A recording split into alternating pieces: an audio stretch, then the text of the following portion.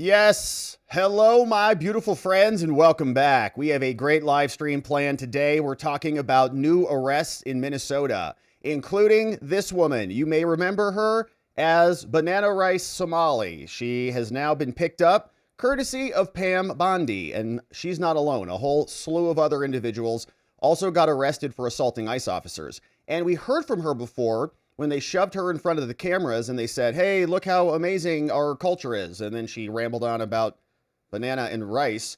And now we're learning that she may not have been the victim that she claims she was. There's footage of her hawking loogies right on to federal agents when she had her altercation previously. And we're wondering if that is what this new arrest is about and what these charges are referring to. So we'll go through that footage and then look at what else is going on there in Minnesota, because we also have some new Alex Preddy footage, which just dropped like an hour ago. I see Locals is already talking about it. What's up, Quadcam?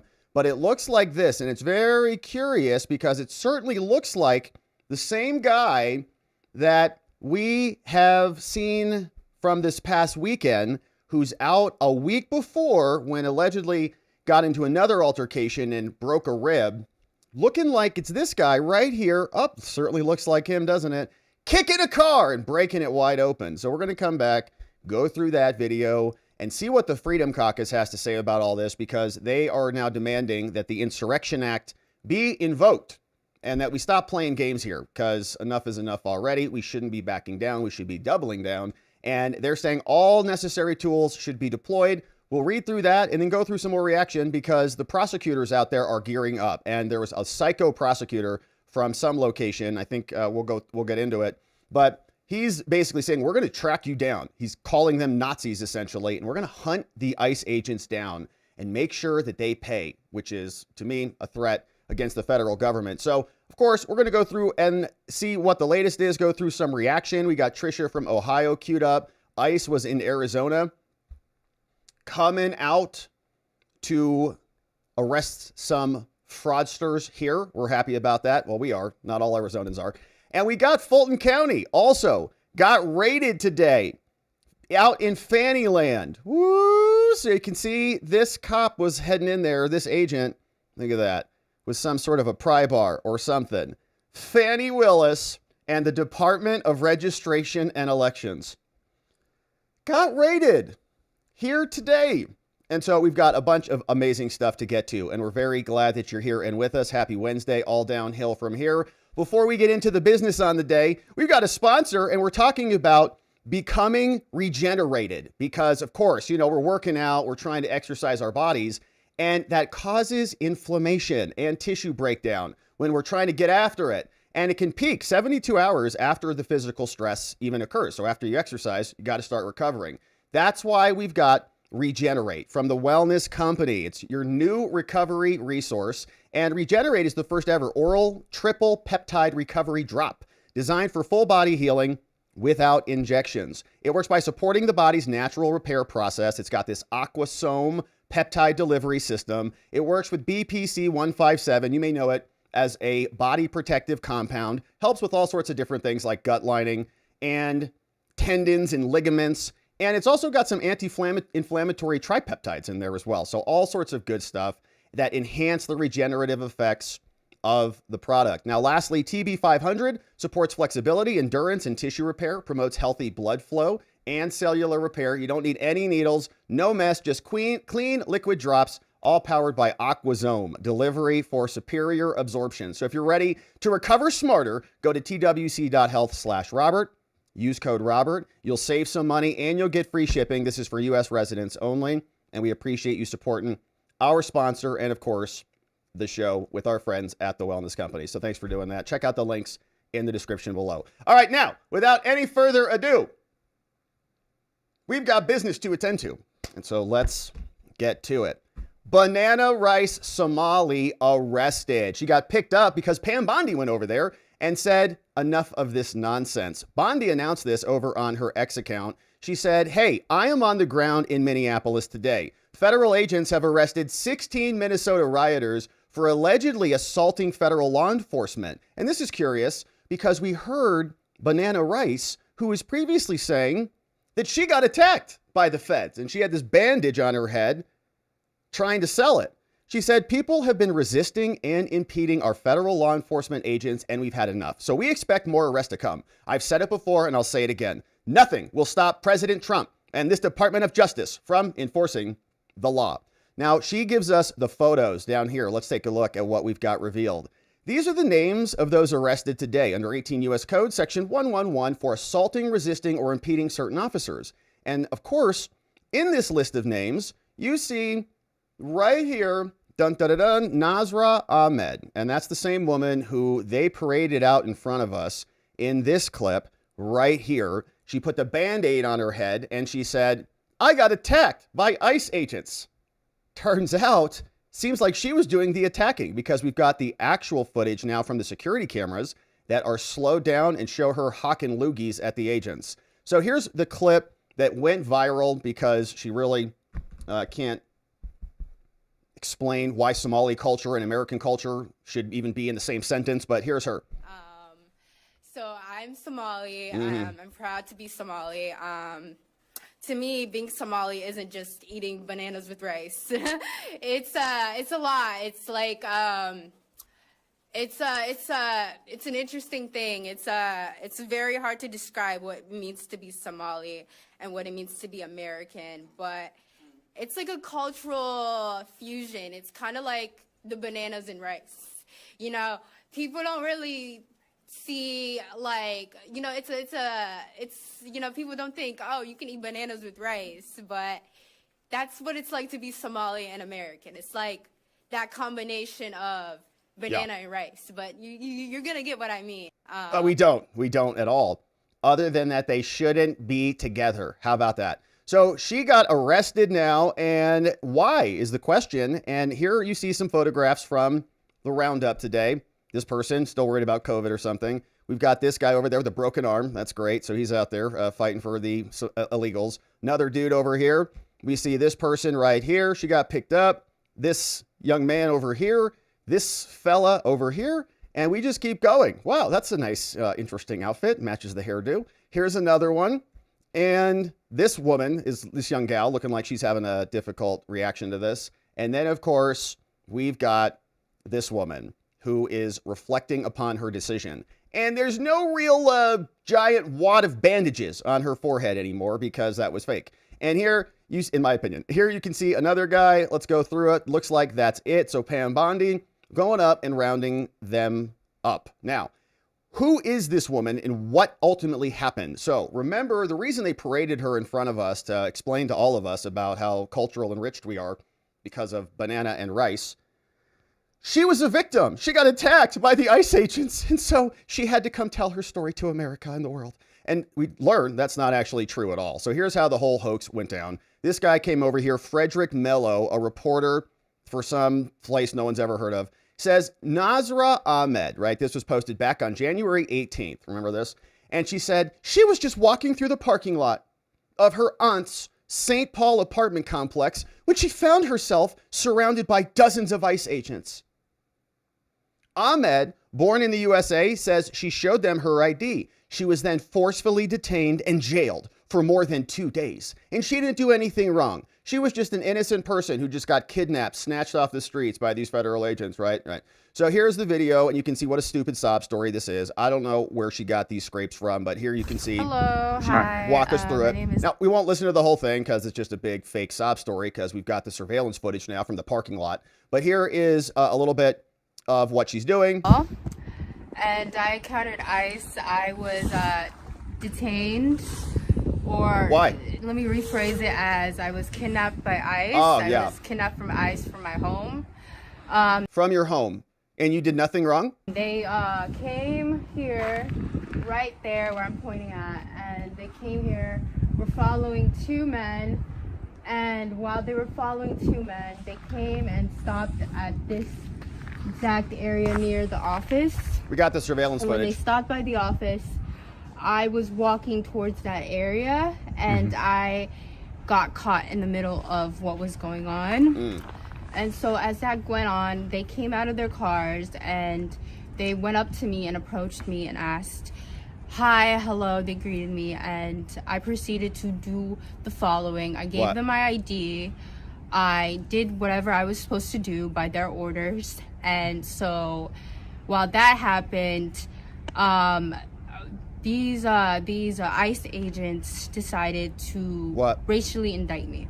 Racially indict her. What does that mean? One of the, I think an ICE agent called me a racial slur. He used racial language, profound racial language towards me. You guys have to be more creative than that. I know everyone's calling you the N-word or whatever. We got it. Yeah, it's so horrifying. All right, so here is the truth of what ultimately happened. So here's the video from Doreen L. Linder. Oh, hi, Doreen. Sorry, I wasn't following you, Doreen. That was ridiculous of me. What a goof. Here is a video of Nasra Ahmed getting brutalized, as she said, by the ICE agents. First, she did not mention how she spits at them, hawking loogies right in their faces, probably hitting them with speckles of rice and banana right in their faces. Then she claimed she was thrown down by the agents. That's not in the video either. She also said that she was put in leg irons and not in the video, as is clear when she was walking. And finally, we didn't finish the video, but Ahmed said that she was taken from her home. We saw that part. And then she said she was taken from in front of a pharmacy. So she's just a liar who can't even hardly speak and explain her culture. So here you can see, right, what's going on. Let's zoom in on this puppy. And somebody's recording this. 23 years old from St. Paul. Look at that guy. That is a loogie to the face. That is a direct assault, man. That's probably like multiple bananas in there. You can see it's like a physical force. Look at his head just lob backwards right there. And she's, I think, right here in the whatever she's wearing, the burqa or whatever you call that. And that's a full momentum loogie. Full momentum. Just whoa! You can see it right there. She's behind the speed limit sign, and then she's like a foot in front, and that guy, it's almost like a sniper right to the face. Look at that thing. You can't do that. You can't spit on federal agents. And then other people are also looking at this. So that guy takes a step back. That's assault. That's arrest. She should be arrested. She should be detained. And they released her probably after they decided to pursue charges. And now she's been charged. So now they're rearresting her and proceeding here. So as we see, then she moves forward. Like that's her face right there. And I think she spits on another guy. Watch this right here. Let's see. Okay, let's play this in real time and watch it. I am 23 years old from St. Paul. And I encountered ICE. I was detained, or let me rephrase it as I was kidnapped by ICE. I was kidnapped from ICE from my home. They came here, right there where I'm pointing at, and they came here, were following two men, and while they were following two men, they came and stopped at this exact area. Wow, brutalized. I am 23 years Wow, absolutely brutalized. So again, we don't know exactly like how this situation came about, but she doesn't certainly seem very friendly. Apparently, she said they just came to her home and ripped her out of there and then brutalized her. She's out there hawking loogies at them the entire way. And here was another super slow-mo from AK Kamara. Said, why did this reporter leave that part out of the story? How come she didn't talk about that? Is it possible that they held her on assaulting a federal officer? Yes, she just got charged for it today. So that's why she was detained. Wasn't kidnapped off the streets. Wasn't racially indicted. Is a disgusting person that is spitting in the faces, apparently with high velocity, high caliber grained loogies. And just like the rest of them, was out there obstructing, screaming at ICE agents, and then turns around and plays the victim once they get caught. So as we see, she now has been arrested, and we're going to keep our eye for the charges as soon as they're filed. We'll go through them more specifically, but she's not alone. Matron Charlie Bois has also been arrested along with the rest of them. And so Pam Bondi is out there on scene. Now, simultaneous with this, we also had a very strange kind of attack yesterday against Ilhan Omar. And this guy has also been charged. And we're now learning that the syringe was filled with apple cider, which is a very weird thing. And he's been charged, I believe, with assault, a low-level assault at this moment in Minnesota. We haven't seen the feds charge him yet. But if you missed it, this happened last night. Ilhan was out there on scene, and Nancy Mace was sharing about this, and it was a weird ordeal. because this guy just lunged up. He was out the front seat, right? Like front and center, about as close as you could get to her. And then attacks. Nome must resign or face impeachment. Oh!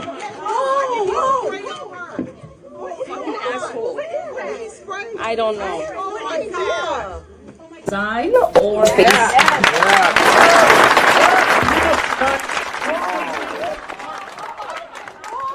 All right, so very interesting thing happened there. She goes off, kind of wipes herself down with a napkin, comes back out, delivers the speech. We're learning more about this guy. His name is Anthony James Kazmierczak, age 55, being held on third-degree assault after spraying her with an unknown liquid. We know what that liquid is. I will pull up a clip from CNN here in just a moment. But this is the dude. He was sitting there this whole time.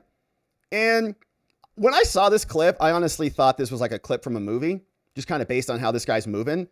It reminds me of kind of explaining to somebody, just go in there and just act normal, you know, just kind of like act normal. Don't, you know, just be normal. Like just check your phone and just like drink some water and just like, yeah, no, I can do that for sure. And he just didn't look maybe drunk or something. I don't know exactly what it was, but it didn't look real to me. And I had to go back and confirm it. So I pulled it up over here on the YouTubes and he was there front and center this whole time. And it's kind of weird to watch him. You can see him. So he's bouncing around as we're scrubbing, like he's right there. And then if I can pull it up here while we're here, the camera changes to him. That's not the one. Changes to him a couple times. I think it's over here. And he's right there front and center. There's weird, you know, there's kind of weird stuff. Like he looks himself up on the live stream on one of these clips and he shows it to the other guy next to him. He's like, oh, we're live. Like I'm sitting here front and center. And then he's right there front and center getting ready to lunge. And then boom, he does lunge. And it's obviously not good, right? We don't want people attacking other people, whether it's, you know, kind of a welcomed political distraction or not. And I looked him up and he seems just kind of like a crazy person. All right, great. So what I had queued up, it's going to require me to search for it again because it just logged me out. But we'll pull this up as we're watching a video here and see if I can show you exactly what that was. But Ilhan responded. She said, this was an agitator. He's now been charged. And I've got, where was the charge that dropped here? There it is. Okay, so you see here, Ari Hoffman went in and got this one. He's been charged, probable cause, Minneapolis PD, assault, third degree, and is now in jail and in custody. And so we'll see where that goes. Now, the Capitol Hill Police should also be charging him, and they also came out with a statement, and let me see where that is, right here. Capitol Police, because they've got jurisdiction over Congresspeople under attack with Vinegar, but said, tonight, a man is in custody after he decided to assault a member of Congress. An unacceptable decision that will be met with swift justice. We are grateful for the rapid response of off-site security and our local law enforcement partners. We are now working with our federal partners to see that this man faces the most serious charges possible to deter this kind of violence in our society. And there was a lot of conversation about what was that? Was that like a bioweapon? Was that some sort of, you know, bodily material? What was it exactly? Well, we're learning more about that. And here is what they are explaining for us, courtesy of CNN, about what was in the syringe. So we have some news just into CNN. We were talking about the attack on Congresswoman Ilhan Omar at a town hall just a moment ago. Just into CNN right now, police believe the substance that was sprayed at her by this 55-year-old man was apparently apple cider vinegar. Again, you see the video there. Omar responding by saying that she will not be intimidated. You see the man being tackled there. He has since been arrested and is facing criminal charges. We have Jeff Zeleny with us. Jeff, obviously this just a pattern of tension and frustration and violence in Minnesota, one that has led to calls for the administration to get rid of DHS Chief Kristi Noem. So we have some news just into CNN. So we were talking about the attack on Congress. Vinegar, I guess. Don't know if that will be a mitigating factor in this. So it wasn't urine, okay? It was cider. It wasn't poop. It was cider. It wasn't a bioweapon or a virus. It was just cider. So don't overreact on it. But obviously, that's not appropriate. And hopefully he gets the maximum penalty under the law. And if he was somebody who was staged or welcomed in there or kind of invited in there to do something crazy and she did like signal him or something, and she's thinking that if he's only charged with state crimes, that maybe she can make it lenient on him, right? If this was staged, that would be the idea. Either he's crazy or she's going to, get him off some way or make sure the penalties are a lot less severe. Maybe that happens, but if the feds come in and charge him with assaulting a congresswoman, then he can go to prison for a long time, and we'll deal with that accordingly. Now, let me just look this up real quickly here because I wanted to share with you the actual charges that this guy has had historically. Let me make sure we're doing this right. So we've got middle name is going to be James, and I'll just show you. He's got a long history here. Last name is this one. All right, so we're going to do a search. You can see it right here. And we hit find. Hopefully I got Anthony James. Got it. All right, so he's got a lot of prior problems here. This is the list. So going all the way back down to 1989. Felony out of Washington County, convicted. Don't know what that was for. Another one's converted offense, expired tab, some traffic stuff. Offense not listed on the first one. Another one convicted here. That's in 2001. 2005, Windows, petty misdemeanor. Divorce, looks like. Gross misdemeanor. Alcohol, DUI. Dun, dun, dun, dun. Yeah, another one convicted there. Another one looks like DUI. Driving through a barricade, convicted misdemeanor. Another marriage problem. Another conviction. Petty misdemeanor here. Vehicle registration. Another vehicle thing. Just keeps going. Default judgment. Looks like, some credit stuff. Default judgment. And another misdemeanor. So this one hasn't hit the docket yet, but this guy's obviously been around the block when it comes to some criminal activity. So he may just be, an unwell person who did an unwell thing. Of course, certainly helped for Ilhan to change the story because after the fact, they were all just like, look how brave she is. I saw a bunch of clips. I'll spare us playing them. I saw them so that we didn't have to. But the president was also asked about this. And Rachel Scott said, I just spoke to President Trump and I asked him if he had seen the video of Representative Omar being attacked and sprayed by a substance. He said, no, I don't think about her. I think she's a fraud. I don't really think about that. She probably had herself sprayed, knowing her. I asked again if he had seen the video. He said, I haven't seen it. No.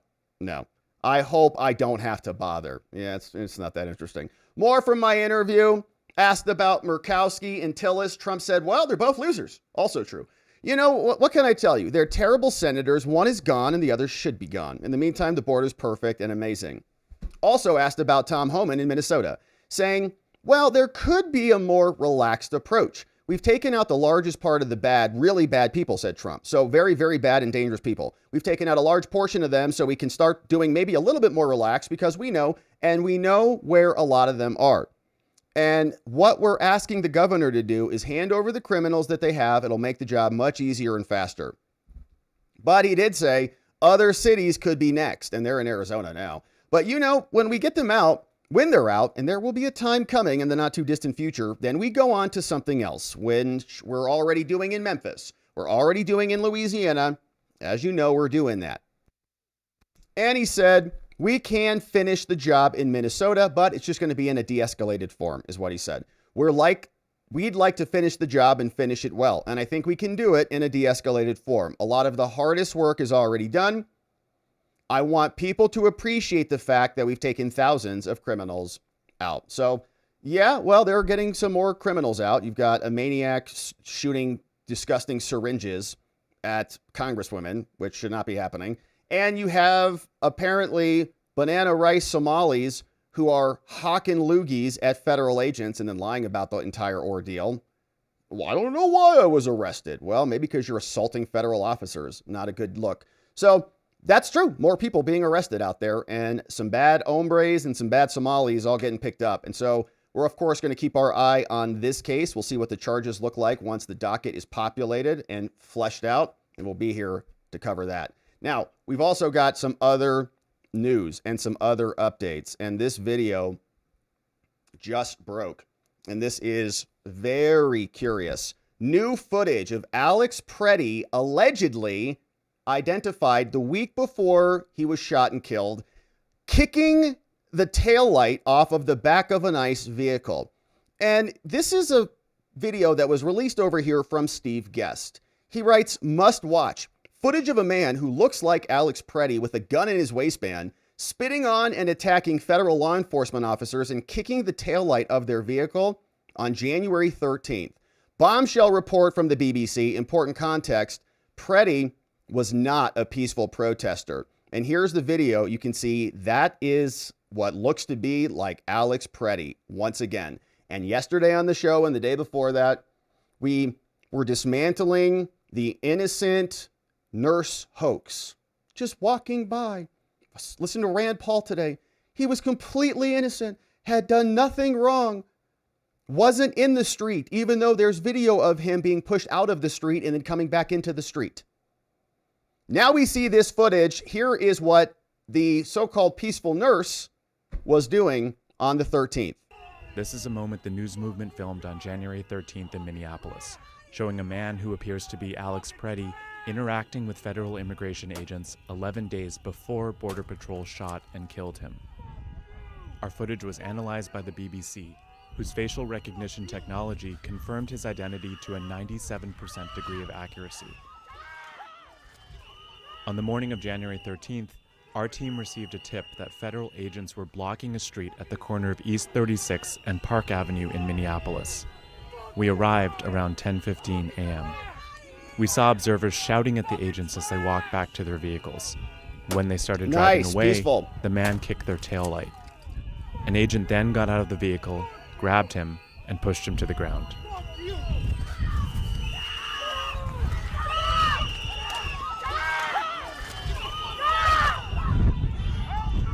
During the altercation, agents fired tear gas and pepper balls into the crowd. They continued to hold the man down before they retreat, and he walks away. Should have arrested him right there for criminal damage. The man in our been in footage is custody. wearing a similar outfit to what Preddy was wearing on the day he was killed. Yep. What appears to be a gun is also visible above his Wow, waistband. there it is.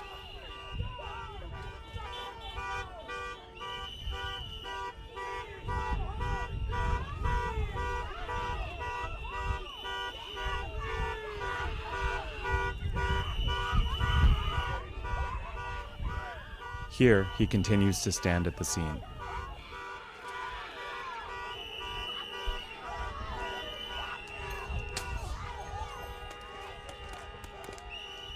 On the day he was killed, the Department of Homeland Security claims Preddy, a 37-year-old ICU nurse, approached officers holding a handgun. That claim has been contradicted by analysis of bystander videos from multiple news investigations, which concluded that Preddy was holding a phone, not a gun, when he was pinned to the street.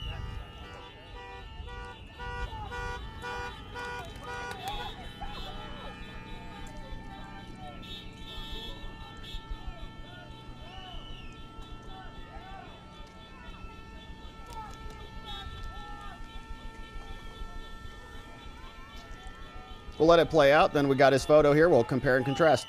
Shortly after the altercation we filmed here on January 13th, federal agents drove away. It's a war zone. Soon It is a after war that, zone. We left the scene. Not people being killed, but they're fighting and battling like they're in war. They're just one step below actual killing until, of course, this next event. So, pretty shocking video here. And they lied through their teeth to us that this dude was just an innocent nurse. And if you just look at that photo from the January 13th incident, and you compare it and contrast it with, let's say, this photo, which if I can get on the screen right there, oh, yeah, that's pretty curious. That's the day he was shot and killed. That's the day he was kicking cars in, kicking doors in. And he was being similarly obstructive on the day that he died. He was going back into the middle of the road. He was an insurgent. He was destroying vehicles and destroying government property. And this is going to cause, because the media flipped this into a victim now, flipped him into a victim, even though he's an aggressor and an attacker. Now that's going to cause the administration to lighten up a little bit. Kind of, we're going to go relaxed a little bit. No, okay. This guy was acting as an enemy combatant, as an insurgent on behalf of the illegal aliens. I don't want him dead. Sorry that he died. I wish he wouldn't have been doing this stuff. But we also have to enforce the law. Just because somebody kicks your tire in or kicks your taillight out doesn't mean, oh, I guess that's it. We got a couple of angry American citizens who are pitching a fit. So now we have to stop and exit and just, I guess, go home. Good job, boys. Pack it up. We're done here. Alex Preddy, a nurse, is mad at us. And the media is just filled with liars. You can see how disgusting it is. We're finally getting the truth out, but not before Jake Tapper and the rest of them are talking about everyone else's Nazis murdering American citizens. This guy's an enemy combatant. Was kicking in federal property. Should have been in jail for that. Should have been picked up. Local cops should have gotten him in custody that moment. They should have said, you can't kick in federal vehicles. That's criminal damage. That's illegal. You're going to jail. But they didn't. They were endorsing it. And honestly, if they would have done that, maybe he'd be alive today. So great job, guys, over there. By enabling this stuff to happen, you helped contribute to his death. So it's obviously him. It's corroborated by the fact that we also saw he broke his rib, allegedly, as a result of that tussle. Had a gun with him that day, brought the gun back with him the following day. And that changes the equation a little bit, right? Part of our analysis was, wait a minute, did he then get strapped in the aftermath, right? He had the original ordeal and then got strapped because he wanted to use it because he didn't want to lose again. So he's had multiple opportunities to do something intelligent and not engage when you're strapped with a firearm. And we were talking about this. Let me grab this real quick because I think this is instructive. But we were talking about this morning on the members only stream. There's this great Venn diagram that is out there, and it shows you essentially how you can think about these altercations. This came over from Inez Stetman, and it's a good one. It shows exactly why this is so problematic. And of course, carrying a firearm is lawful. We love the Second Amendment, baby. God bless America. No problems. Protesting. No problem. We love the First Amendment, freedom of association, freedom of speech, petition your government for a redress of grievances. Great. If you're going to carry a firearm and you're going to be protesting, it could be risky because there could be problems there, right? Somebody else might see your gun and just freak out and shoot you. Nothing even happens. Like, he's got a gun and shoot you. Okay, so that's a risk. Nothing even you could do about that. You could, of course, have to shoot somebody. So it's risky. And then even if you're in lawful action, right, you shoot somebody legitimately, doesn't matter. You're Kyle Rittenhouse. You're Derek Chauvin. They just make up a case and you go to jail for the rest of your life. Doesn't matter. Or you're the guy in the subway. It doesn't matter, right? They just make, so it's risky. So it's a high responsibility to carry a gun and go to these things because you might actually have to use it. So it's very, very important thing to think about. Big responsibility. Now, if you're protesting and you're impeding law enforcement, that is not legal anymore. Now that's called obstruction. It's illegal.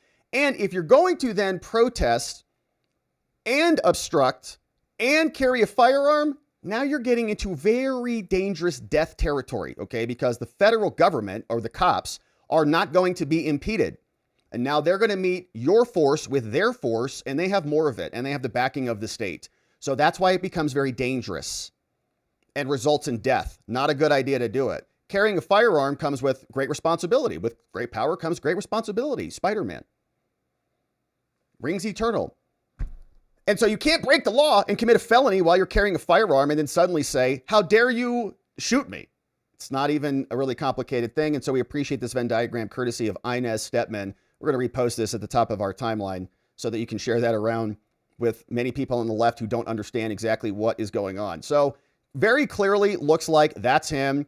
It's already been corroborated that he was on broken rib medication. Sounds like he probably broke his rib right there. Should have been arrested for assault on federal agents and criminal damage and all the things, but he wasn't because there's not enough resources there.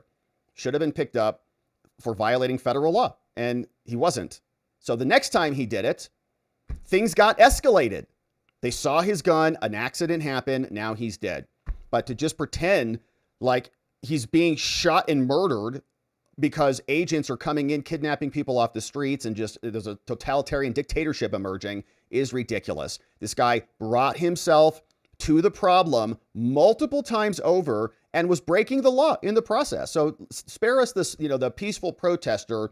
He wasn't doing anything bad, and the feds just have to sit there and take it. That's not our country. We have to enforce the law. Yeah, governance is hard. Yeah, we've got 10 to 20 million illegal aliens in here. It's going to get messy. Do you have the fortitude or not? And if you don't, Stop telling everybody that you have the fortitude. Stop sitting around saying, Trump is our president. He's going to be a good president, blah, blah, blah. And we elected him for this purpose. And then as soon as it gets a little bit hard, abandon ship. Well, I don't like what I'm seeing. It's an insurgency that we have to combat in order to effectuate the law. It's really not that complicated. And the House Republicans in the Freedom Caucus get it. Unfortunately, a lot of other Republicans do not. They posted this yesterday. They said, all right, enough already. The Freedom Caucus stands with President Trump and ICE and CBP. We support POTUS doing whatever is necessary to keep American streets safe from the R'ers, the M'ers, and the PDF files that are here illegally, all endorsed by the Democratic Party. If Democrat-run sanctuary cities continue enabling communist agitators assaulting ICE and federal law enforcement, then it is time to invoke the Insurrection Act to maintain law and order. It's been used 30 plus times, from George Washington to George H.W. Bush, to deal with crises like this, just like the 92 riots. And part of the reason why we're not at this stage is because we're losing the information war. It's because a huge portion of the American population has been brainwashed by the media and the Democratic Party to think that kidnapping is real, or like due process is being violated. And the Republican Party is largely ceded that, absent the administration, excluding them. So it's the alternative now. It's that American citizens are being murdered. So how can you then invoke the Insurrection Act to stop, the unlawful application of power from the federal government? The words matter, and they're beating our side on this right now. Now, the Freedom Caucus is standing up. Other Republicans in Congress should do the same. We are not going to let Chuck Schumer defund Homeland Security to protect criminal illegal aliens. They need to hear from us. One way or another, we will make sure that ICE, Border Patrol, FEMA, TSA, Coast Guard, Secret Service, etc. get the funding they need, because there's a whole government shutdown happening. The Democrats right now are trying to strip out Homeland funding that was a part of the One Big Beautiful Bill, and they're using Alex Preddy, their martyr, who they sent out there to die so they could exploit his death, in order to do it. The House has passed an appropriations package, and they sent this letter over to President Trump. And Trump needs to hear from us. I know Melania is upset that there's problems out there, but this is the time for action. There can be time for reconciliation later. Here the House Freedom Caucus says, Mr. President, we stand behind you and the men and women of ICE and CBP in carrying out their duty to protect the American people, defend the rule of law, and remove dangerous illegal aliens from our communities. We thank them for arresting and removing hundreds of thousands of criminal illegal aliens over the past year, efforts that have also caused hundreds of thousands of more to self-deport. Especially important given that there are, listen to this number, 1.5 million aliens under orders of removal from judges. It's like 3 Wyomings already have orders of removal. Despite this success, there is much more to do to keep Americans safe. But a lawless, organized group of Marxists, who we've been seeing here in their signal leaks all week, is actively coordinating to undermine the efforts of law enforcement and to make it impracticable to enforce the laws of the United States by gumming up the system according to their own manual, which is like a passive form of obstruction to keep it underneath the kinetic level. As you rightfully observed, Democrat-run sanctuary cities and states are refusing to cooperate with ICE, and they are actually encouraging left-wing agitators to unlawfully obstruct their operations and to arrest the worst of the worst people. All Americans have the right to protest, including their right to speech and to bear arms consistent with our laws. But there is no right to thwart federal, state, or local enforcement and the state of order among our citizens. The coordinated efforts to stop law enforcement by politicians in Minnesota, we saw several of them in the chats that were helping to dispatch assets and insurgents to various locations across the state. This effort to stop law enforcement has caused chaos, led to the tragic deaths of 2 Americans in Minnesota. It must end. And so, the House Freedom Caucus says, to that end, Mr. President, please hear us. Maintain necessary law enforcement, including ICE in Minneapolis and all other locations necessary to carry out removals of dangerous aliens and to maintain order and safety for all Americans. And number 2, use all tools necessary. including the Insurrection Act, to maintain order in the face of unlawful obstructions and assemblages that prevent the enforcement of the laws of the United States. The act has been used 30 times in our history.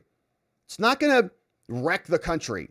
We did it 30 times, ranging from the efforts of Presidents Washington and Adams to suppress rebellions, Eisenhower, Kennedy, Johnson, all enforcing federal court orders to desegregate the schools. And most recently, even H.W. Bush used it at the request of the California governor back in 1992. Was that Rodney King? So they say, Mr. President, we need you to do something here. End all funding for sanctuary cities. Oh, gosh. Whose policies create chaos by making it impossible for federal law enforcement officers to even enforce our laws, thereby putting criminal illegal aliens over law-abiding American citizens. You get stopped on the highway with a suspended or revoked license, no insurance, and trafficking illegal aliens, you're in big trouble for that. If you're Kilmar Abrego, you're off scot-free. House Freedom Caucus members worked to defund sanctuary cities in the appropriation process, but we were not allowed to offer an amendment on the House floor. How come, Mike Johnson? Ensure the Department of Homeland Security is funded fully, number 4, Mr. President, along with all other remaining appropriation bills. We cannot allow Democrats to strip this funding out to pass other appropriations separately. We cannot support Democrats or giving them the ability to control the funding of our homeland. The House has already passed an appropriations package. It was negotiated and agreed to by Senate Democrats. Then they got one of their people killed and they reclaimed the entire narrative and they say, well, now we've got political pressure. If Democrats insist on reneging and shutting down the government, endangering Americans by siding with criminal illegal aliens, the Freedom Caucus stands ready to take all steps necessary to fund the government unilaterally by A, supporting changing the Senate rules to end the fake filibuster threshold, end it, moving an emergency reconciliation bill to fund the Department of Homeland Security and War, and C, efforts by the executive branch to transfer funding with maximum flexibility. So shout out to the Freedom Caucus. Now, we support you in standing up for the average hardworking American who wants to restore law and order, preserve our nation, defend common sense, and remove the millions of violent, criminal, illegal aliens endangering our community. With great respect, the House Freedom Caucus Board of Directors. And so there is a lot of support for this. And honestly, I think delivering a big win, ending the sanctuary cities, would probably result in a red wave during the midterms. I think people start to get deflated when it looks like we're being deflated. So we have to keep that energy up, Mr. President. Hopefully he reads that letter. So J.D. Vance was also out responding to Jacob Frey. A little back and forth here today. The president said, you know, we're trying to negotiate in good faith with these communists who don't act in good faith at all. Says, surprisingly, Mayor Jacob Frey, the president, just stated that Minneapolis does not and will not enforce federal immigration laws. This is after having a very good conversation with him. Could somebody in his inner sanctum please explain that this statement is a very serious violation of the law and that he is playing with fire, exclamation point? As predicted, he's not a good faith person. So he responded, he said, you know, the job of our police is to keep people safe, not enforce federal immigration laws. I want them preventing homicides, many of which come from illegal aliens, not hunting down a working dad who contributes to Minneapolis and is from Ecuador. Okay, many people from Ecuador are committing the murders and are the PDF files. It's similar to the policy your guy Rudy had in New York City. Everyone should feel safe calling 911. Yeah, and getting goods and services, going to the hospital, going to the education, get education, everything they need, applying for SNAP benefits, applying for housing treatment, going and getting their kids installed in Leering centers. We got it. Yes, everybody should be entitled to everything, all starting with 911. So back and forth, JD said, hey, how about this, Jacob? How about federal law enforcement? Should they feel safe calling 911? Because they can't. You guys just send your goons out there to kick in the sides of doors on the streets. Right now, they don't, because you've told your police officers not to help them. And the back and forth continues. And while all this is happening, while President Trump, who is playing at a higher level, I understand that completely. He's making deals. He sees the board in a way that we can't. But just to be clear, they are not lowering their guns. Everybody's in there, pointing guns at each other. They're not lowering them at all. In fact, they're doubling down. New York Times saying city prosecutors are now joining forces to bring charges against federal agents. They're calling them Nazis. They're saying we're keeping lists and we're coming after you. And they will. They've got spreadsheets. They've got airtables. They've got forms. They've got CRMs. 9 progressive prosecutors say that they're going to work together to charge federal agents. They know that they've got legal obstacles because of the supremacy clause and federal immunity, but they're announcing it nonetheless. And they're going aggressively here. You can see there was this clip from this guy. Philadelphia is the DA. Larry Krasner threatening ICE agents, saying, if we have to hunt you down the way they hunted Nazis for decades, we will find you. So this is how things are escalating as we're trying to turn the temperature down. They're not, and they're not going to, by the way, if they regain power. This is a small bunch of wannabe Nazis. That's what they are. Wow. In a country of 350 million, we outnumber them.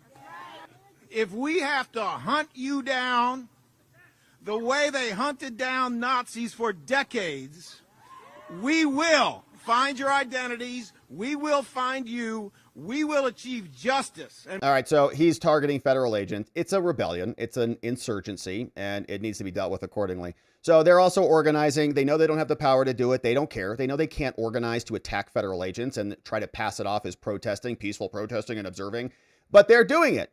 So unless there is a heavy hand that comes back down and finally puts this to rest,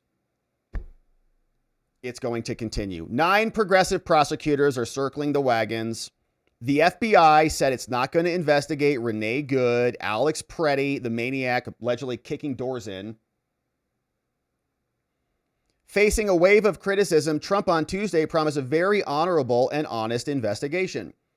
Videos are happening. Top prosecutors in these various locations are working on it. And no doubt, if they can get it through, they'll do it. I'm actually a little bit surprised it hasn't happened already. That's how powerful federal immunity is. They've got probably hundreds of lawyers all racing through this, trying to figure out how they can charge them. So that's what is happening out there. We also, this was an interesting article, which was shared over by this fella. B, you need some soap, over on X. And he was sharing this. I'll just share a couple screenshots with you. It gives us some background on a lot of the stuff that we've been covering here. But these leaks continue on.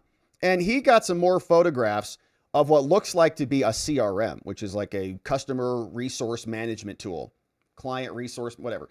And it's a way to organize companies and clients and pipelines and add tasks and make requests and all the things. And they've got it all fleshed out over here. And you can see they've got just an entire dashboard where they just log in, clock in for their shifts right here. Available shifts over here. Come on, click that one. They've got routes and locations. If you want to sign up for a route, to just do your patrols to see if you can find ICE agents, they've got them loaded up. You got a green route. It's from Taco Bell to Hunter's Ridge. And then you go past this location and just do a loop. You want to sign up for the orange route? Yeah, take the orange route. It's like go to the Hampton Inn. Go check out at the Fairfield Inn and Suites, like where the ICE agents are staying, right? Go stake out their hotels. It's an intelligence operation, and they're not going anywhere. They've got prosecutors now who are saying that what they're doing, they're basically endorsing it. What Don Lemon is doing, they're endorsing it. So if you've got judges like Judge Schlitz yesterday, who we talked about, who him and his wife are donating to immigrant defense funds, you've got state AGs like Keith Ellison, who are calling in Don Lemon and saying, Don, you're amazing. Everything you did was perfectly legal. First Amendment, congratulations. All of it is immunizing them. It's creating a force field that prevents you from actually investigating anything. So just another angle that they're using to get organized. They're creating routes and more. Now here is Ron Johnson, who is also at the point where it's time to pick things up a little bit. What we're seeing there is disgraceful. Minnesota, the chaos that's on the street right now. Tom Homeland been sent by President Trump to kind of straighten things out, perhaps lead a new direction. Your thoughts on what you're seeing nightly play out in Minnesota on the streets of Minneapolis? Well, I'm originally from Minnesota. I still have siblings who live there.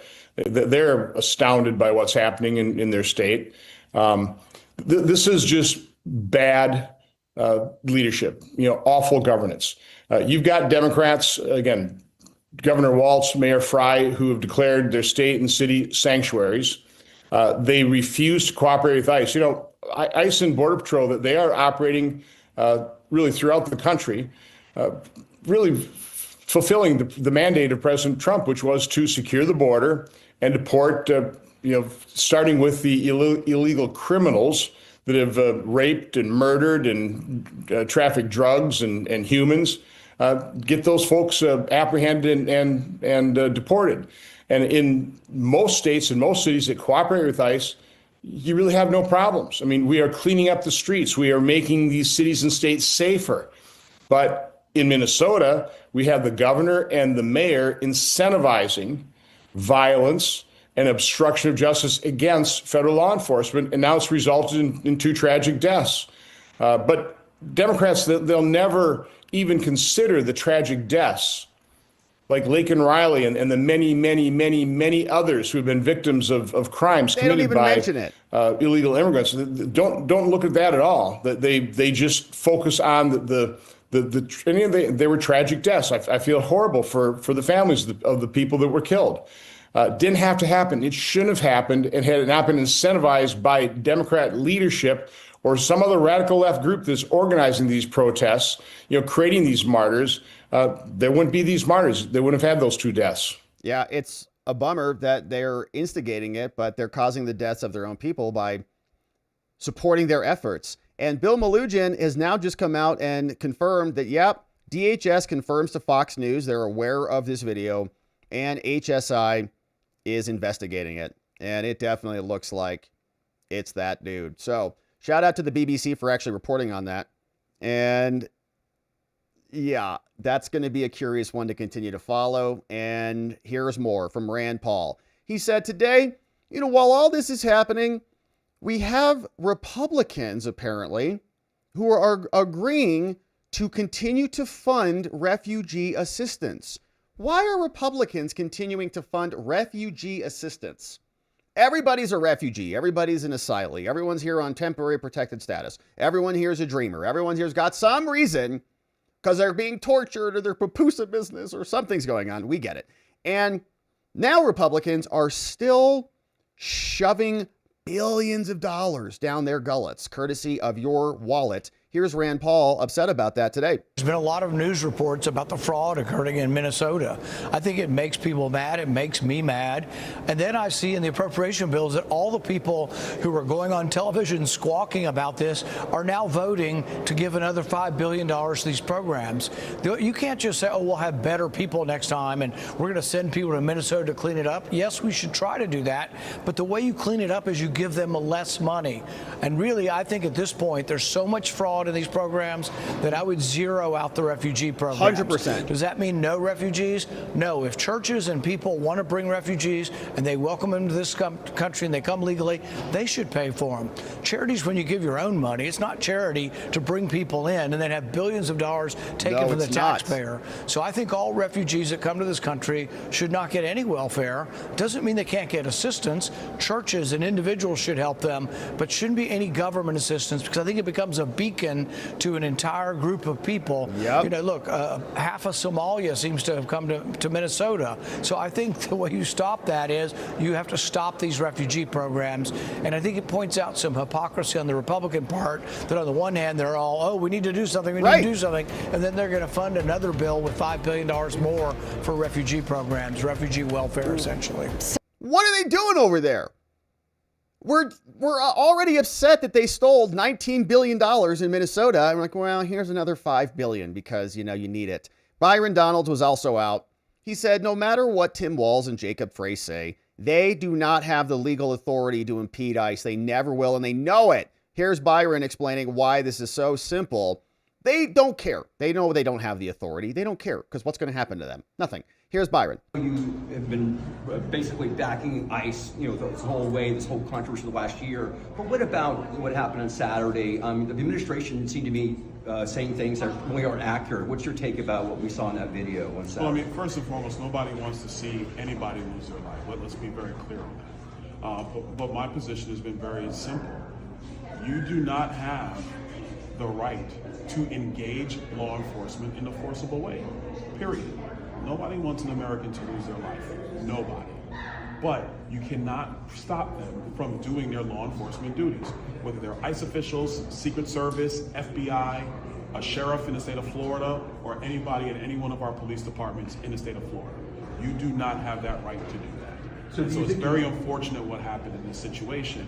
I will also add, part of the reason why the tensions have risen out of control in Minnesota is because of Governor Walz and his rhetoric, because of Mayor Fry and his rhetoric. And part of the things that are now starting to become uncovered is, and this stuff that has to be verified, but potentially a very organized insurgency against federal officials executing federal law under the United States Constitution. Governors in the United States do not have the legal authority to stop federal law enforcement from deporting criminal illegal aliens. That is constitutional law. The states have actually given that power to the federal government. That's the very construct of our constitutional framework. So no matter what Tim Walz says, he does not have the legal authority to impede ICE officials. And he's been reckless in his language. So is the mayor, saying that they're going to stand up to ICE. They don't have the legal authority. And what's worse is they know they don't have the legal authority. They just want to be a bunch of tough guys so that somebody in the Democrat Party can have some ability to have some policy opposed to Donald Trump. That's right. If you look at the polling today, the American people still support deportations of criminal illegal aliens in our country. But one thing is clear, nobody wants to see a loss of life. President Trump doesn't want to see it. I don't want to see it. Nobody else does. Yeah, we don't want to see that, but we also have to enforce the law. So if you're going to be an enemy combatant joining in foreign invaders, then you have to be dealt with accordingly. So while we're watching this, we see that there was a real shift in fortune for some of these Somali businesses. You may have seen this clip, but they posted this video courtesy of Josh Dunlap. And with all the extra scrutiny, with all of the eyes on the fraud, with some of the spigots being shut off, now all of a sudden, business is tough. Here's this video. Everybody was dreaming to open business this small, but not anymore. It's very slow. We're not making any money. If this problem continues, I don't think we can have our businesses. I live South Minneapolis. If you walk around, like, you think nobody lives the area. Where'd they all go? Is the grift over and so they've all abandoned the location? And this woman draping the American flag over her, I don't appreciate it. I think ICE is here to destroy it, the Minneapolis, harassing people. Why do you have a Mexican flag on your counter while you're draping the American flag over you? Closing our businesses. We have to come out and, fight our rights. I was volunteering last 3 days to explain in my community and tell them how important it is to do assembly, to do the protesting. ICE, we will see you. Everybody was. I hope that ICE does see them. Yeah. And maybe even deports them. I don't know what their citizenship status is, but it's probably fraudulent, whatever it is. They can't even hardly speak English. And now they're going to come in, drape our flag over them, now that the floodgates have been cut off on their federal funding, and then turn around and say that they've got rights and ICE is there to destroy them, when all ICE is trying to do is get rid of illegal aliens. We need the Insurrection Act. Aggressively. All right, so there's more. We've got this congressman. He said, if a city chooses to act as a sanctuary for lawbreakers, they can pay for it. We're sick of paying for it. We cannot continue rewarding pro-crime sanctuary cities that put American lives in the crosshairs and apparently keep all of their businesses flush as hell, while the rest of us have to go earn it and market it. We don't get it handed to us from the feds. No more federal dollars for sanctuary jurisdictions that defy the law. Let's go. And I mean no more excuses. No more American blood on the hands of politicians who choose criminals over citizens. Lakin's memory demands it. America's safety requires it. And we will not rest until justice is restored for Lakin, for every victim, and for every family that deserves to feel safe in their own country. If a city wants our taxpayers' money, it must follow federal law. If it chooses to act as a sanctuary for lawbreakers, let it do so on its own dime, not ours. Cut the waste, cut the fraud, cut the funding to lawlessness. That's how we'll restore fiscal sanity. That's how we'll restore public safety. That's how we'll restore moral clarity to Washington. And I mean starting today. Yes, and so Republicans, hold firm. Please do not give $5 billion more to refugees for Lord knows what. We've had enough of it. We also saw that the feds are not slowing down. They're in Arizona now. And Kristi Noem is saying we are rounding up some of the worst of the worst, saying the brave men and women are removing these people. Just in the last few days, she posted this about 4 hours ago, as you can see. Says Johan Quadros Almanza, criminal illegal alien from Peru. Oh, an offender. Yes, and criminal contact in New Jersey. Who's this person who's bringing us cultural enrichment? Criminal illegal alien from Honduras. Oh, exploitation of a minor. Amazing. Wow, I feel really diversified. Rafael Agustin Soto Baez. This guy came from the Dominican Republic. Wow, 8 counts of distributing drugs and fentanyl. Good. Probably responsible for many dead Americans. Great. So Democrats want him in here. This guy from Haiti. Assault with intent to commit abuse. He came from Haiti. Amazing. He landed in Iowa. This guy from Ecuador. Oh, that Mayor Jacob Frey was just saying he wants in his community. Yep. Criminal act in White Plains, New York. Yep. And then this guy, another one from Mexico. Assault with a deadly weapon in Riverside. Yeah. Jose Garcia, another one from Honduras, convicted of assault of a family member. Edith, criminal illegal alien from Mexico, importing methamphetamine. She doesn't really look like she uses it, though. Hugo, also another criminal illegal alien from Guatemala, burglary and stalking. Great. Another one, second-degree robbery, LA, battery, California. This guy, Bolandi, manufacturing control. It just goes on. It just keeps going and going and going, and the Democrats want more of it. Man, look at this beautiful American eagle. God bless America. This is a real photo. It's a real bird. He's out there on patrol. We love it. Shout out to that bald eagle.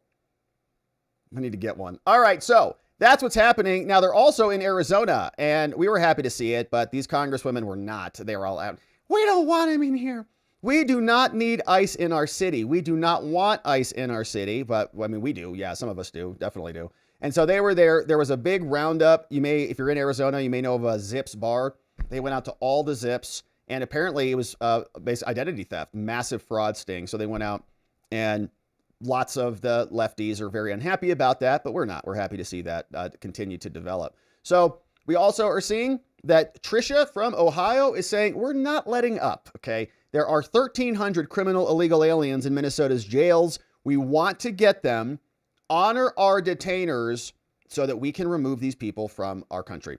Well, that's when we have to have a visible presence on the ground. And I know Tom Homan, he's on the ground there, and he's a great asset to President Trump and has quite a bit of insight and experience. And we're hoping that he can make inroads with those local officials there, because as much as Tim Walz wants to play these kind of word games where he's saying, oh, we actually honor detainers, the reality on the ground is they don't when it comes to these cities and county jails. Actually, last year alone, 470 criminal legal aliens were released from Minnesota's jails back onto their streets. That's exactly what we're trying to prevent.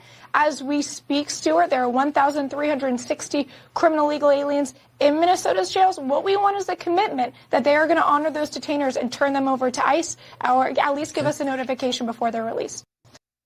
And they don't. Most of the time, we've gone through the numbers for the Center for Immigration Services. They'd rather just release the illegals back into their communities because that's their power base, that's their constituency. And if there's a fracture there, then they lose all their political power. So they will not let that happen. But as we just watched, the insurgency continues on. And now we're learning that the so-called innocent nurse was a lot less innocent than the media would have you believe. and was in the business, has a pattern and practice of obstructing, getting violent. And on the day of the shooting, they had already removed him out of the street. They moved him aside. And let me see if I can just get that video real quick, because that was a good one. CBS Mornings had it. And was this one? Yeah, this might be it right here. Come on, baby.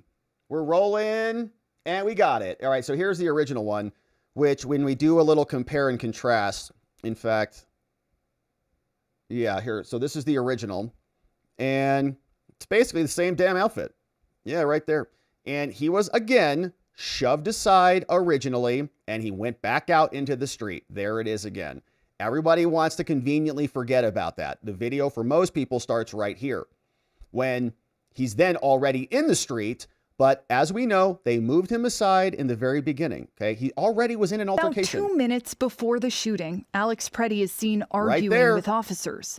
One officer pushes him back, and an individual is detained as Preddy's argument with officers continues. Preddy, holding a cell phone, was allegedly there as an observer to document what was happening.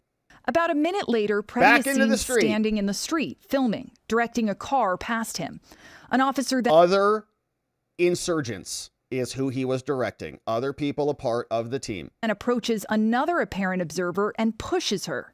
She moves to Preddy and holds him by the waist, and the officer... Now all of a sudden they're victims, okay? Because you agitate to the point where then you can suddenly claim to be a victim, right? It's your brother coming up and annoying you just enough that you don't get up and go beat him. If you have a younger brother, all older brothers and all younger brothers know exactly what I'm talking about. It's kind of, I'm not touching you. Nuh-uh, I'm not in your room. I'm not touching you. I'm not touching you. Then you come out, you beat the crap out of him, and you get in trouble from mom. Same thing happening right here. Oh, no. Hey, he's going to come attack a woman. I have to protect her. No, you guys are in the process of obstructing and keeping it just below the kinetic energy. Then, of course, they have to remove you because they have a job to do.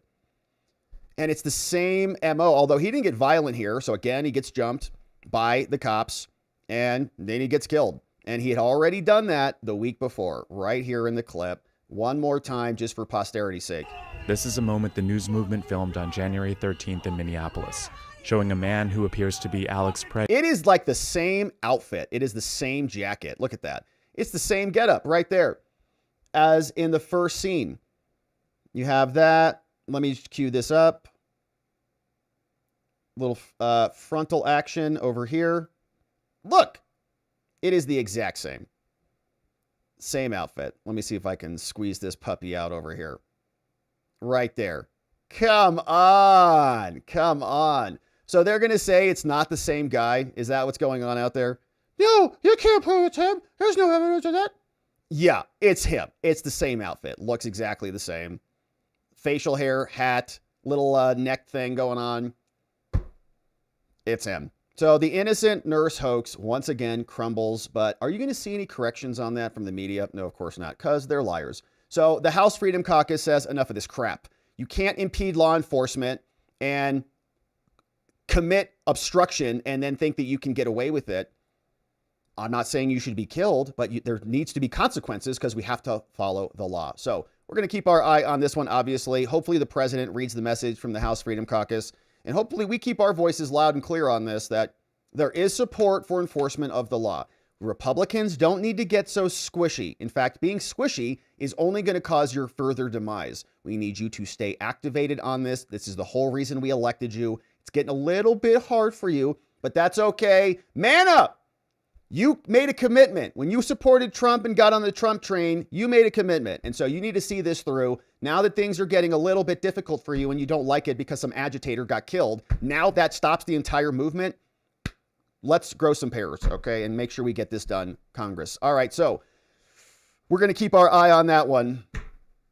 And that's pretty revelatory, isn't it? But now let's talk about the raid because, ooh, we got a raid in Fulton County, and we've been waiting to talk about this one.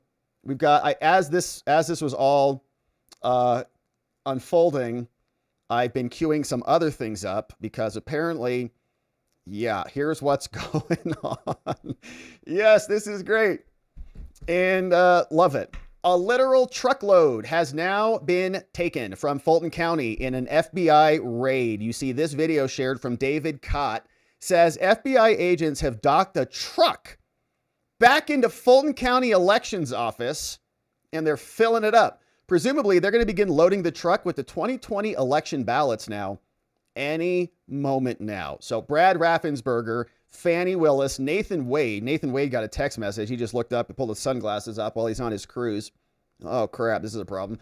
And we're excited to see where this goes. There's another photograph here that's being shared from Greg Bluestein because this raid is occurring at the moment. Here's an image of FBI agents collecting records from inside the Fulton County election that was obtained by AJC, the Atlanta Journal-Constitution. Rounding up those boxes. Let's see, anything good in there? What is that, a speaker? That looks like a router. That looks like a Wi-Fi router puck, probably. And all right, so gathering up the docs, and the investigation will be underway. We're happy to see that the entire truck is out there. Let's listen to this.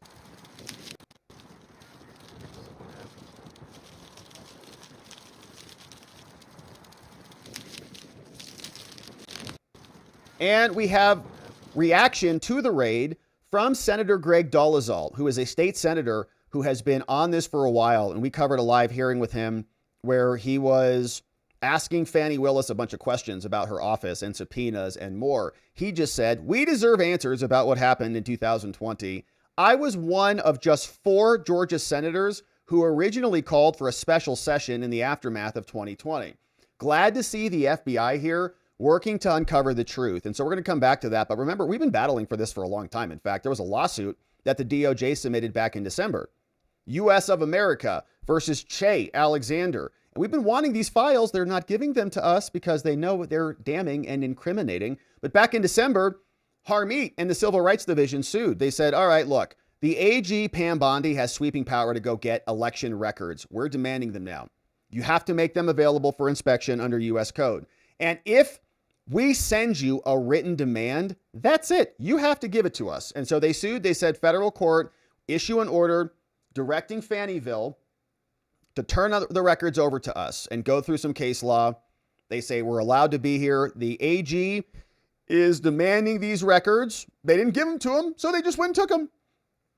Che Alexander is responsible for delivering these records, and they have not done that. Under HAVA, under the NVRA, Pam Bondi has the right to go make these demands. In fact, on July 30th, they sent, and the State Election Board of Georgia passed a resolution calling upon the AG to effect compliance of voting transparency.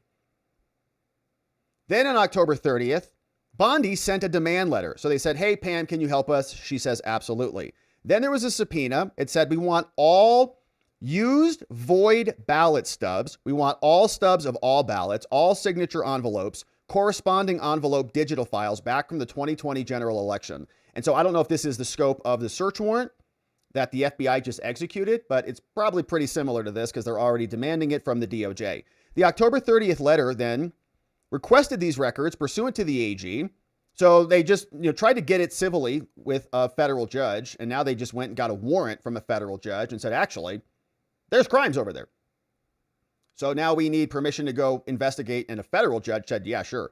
So the October 30th letter identified the purpose of this request. We want to make sure Georgia is complying with federal laws. We've got transparency concerns from them. They say, we can't give you any of these. So we're going to keep them in our possession under seal. Letters back and forth. Then Pam Bondi sent another letter back in November, and they're just not responding. So Georgia just said, get bent. We're not giving you crap. And they said, okay, no problem. We'll go.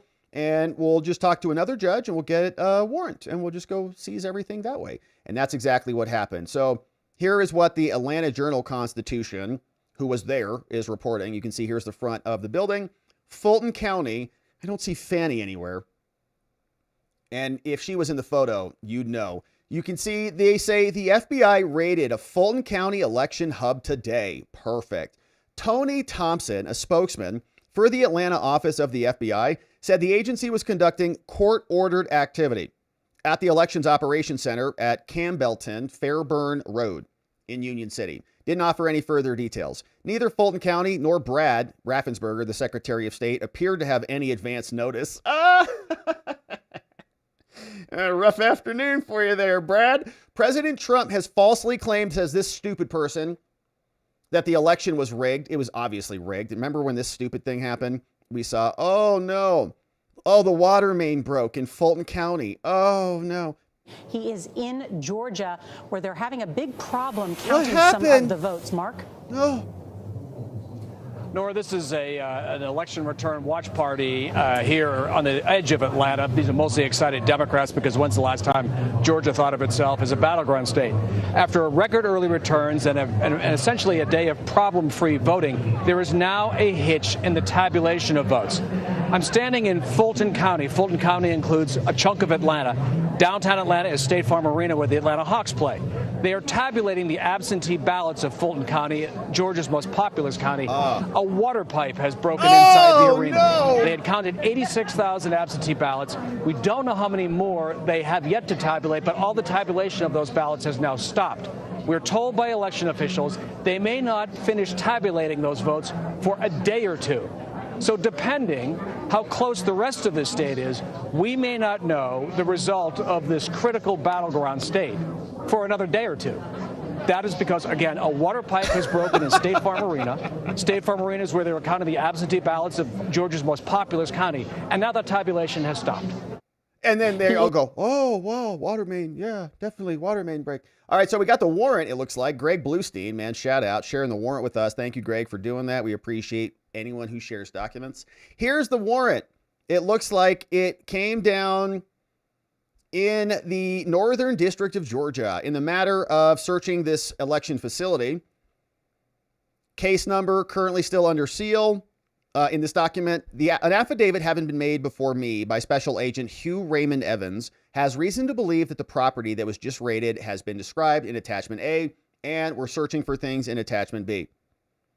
Signed off by the judge, federal magistrate judge called Catherine M. Salinas, out of the Northern District of Georgia. And so let's see if we got the rest of it. No. Nothing there. Let's see if anything in the attachments. Wow, this is it. The property to be searched, Attachment A, that's it. The election facility, okay, here's what we're looking for. This is what they wanted to go get. Let's see if it matches the civil complaint. We want all records relating to violations of U.S. Code. Those might be the HAVA, the civil provisions. Let's see. Violations occurring after October 12, 2020. A, all physical ballots, let's go. That's why we have a truck. Of the 2020 general election in Fulton County, including but not limited to absentee ballots to include envelopes. This is huge. Advanced voting ballots, provisional ballots, in-person election day ballots, emergency ballots, damaged or destroyed ballots, duplicated ballots, or any other ballot that was used to cast a vote. All tabulator tapes, which were fake, for every voting machine used in Fulton County, including but not limited to zero tapes, opening tapes. I've got a clip of this. Closing tapes, any other tabulator tape printed from a voting machine utilized during the 2020 election in Fulton County. And when you start counting, you zero it out, right? You say, okay, now I'm going to count how many Skittles are in this bucket, whatever. Zero it out. There are zero in there, so when I add them in there, I can count them. They weren't doing that. We're just going to start counting without even looking what was in the bowl. No zeroing out at all, so you can't validate the numbers. Any ballot images produced during the original ballot count, any other ballot images that were created, they want all voter rolls, absentee early voting, in person, any other voter roll that indicates voters' absentee ballots got issued to, and more. This warrant authorizes a review of electronic storage media, electronically stored information. All can be copied, fruits, instrumentalities, and everything. So that is just amazing.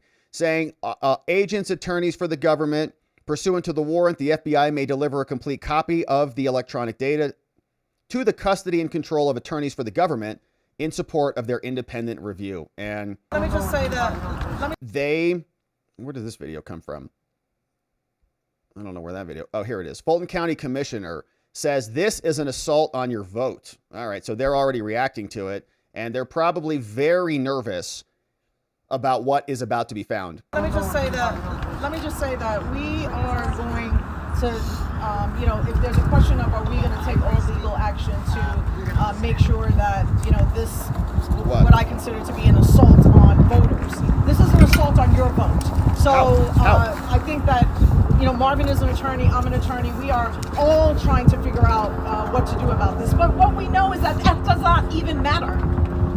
We know in America right now, it does not even matter if what you are saying is the right thing. If our president wants to bring in the forces, he will, and he has. And so it's in Fulton County now. So we have to protect. You need to go to your voter page, make sure that you are still registered to vote. You need to check every week. You need to be unafraid of these scare tactics, and you need to go out there and vote. Because what they're mostly afraid of is that you will vote them out. That is what they are afraid of. Let me just say that. All right. Actually, we're concerned that you're rigging elections. So voting out the riggers would be the real takeaway on this. And if you have your homework completed appropriately, then you're okay to have somebody check it, right? Federal government, that's all the law says. They can go look at your records under HAVA and NVRA. It's in the law. They're allowed to do it. When you don't cooperate with the federal government, then you're in violation of the law. And if everything was done by the book and there's no fraud and the water main break was amazing and there's no rigged signatures and you were actually zeroing out your tapes and other things, then you should not be worried at all. Like, I'm the election supervisor. I'm like, yeah, we had the best election in American history. Every single vote was properly counted. Every signature was perfect. Every one of our voters nailed it. But they can't do that. And we see more footage here from Fox News and a report from them. But before we play that, I did want to share with you the tapes clip. Because remember, we had this exchange. Shout out to Liz Harrington, who shared this clip again.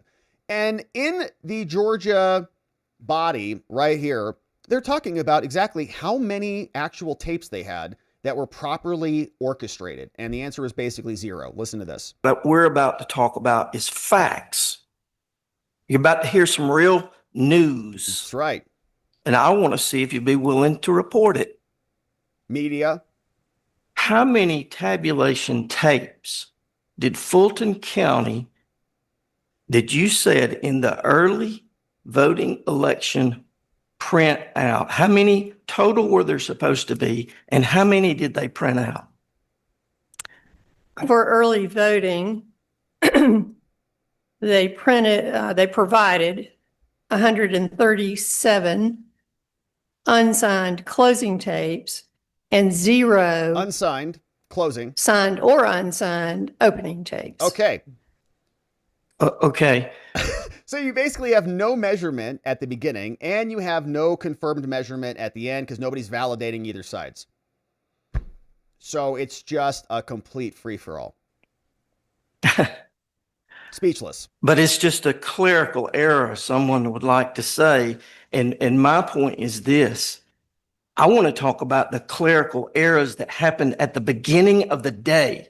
If you don't know that you start with 0, how do you know that you end with 315,000 or whatever number you want to come up with? Right. How do you know that? Right. Now, if the press is in here, I'm giving you some news because nobody's reporting it. Nobody's talking about it. You want to talk about T-shirts of people that wear at a campaign or a polling site, or you want to talk about a hiring process that you don't like that I did, or one of our employees that I hired. This is news. Yep.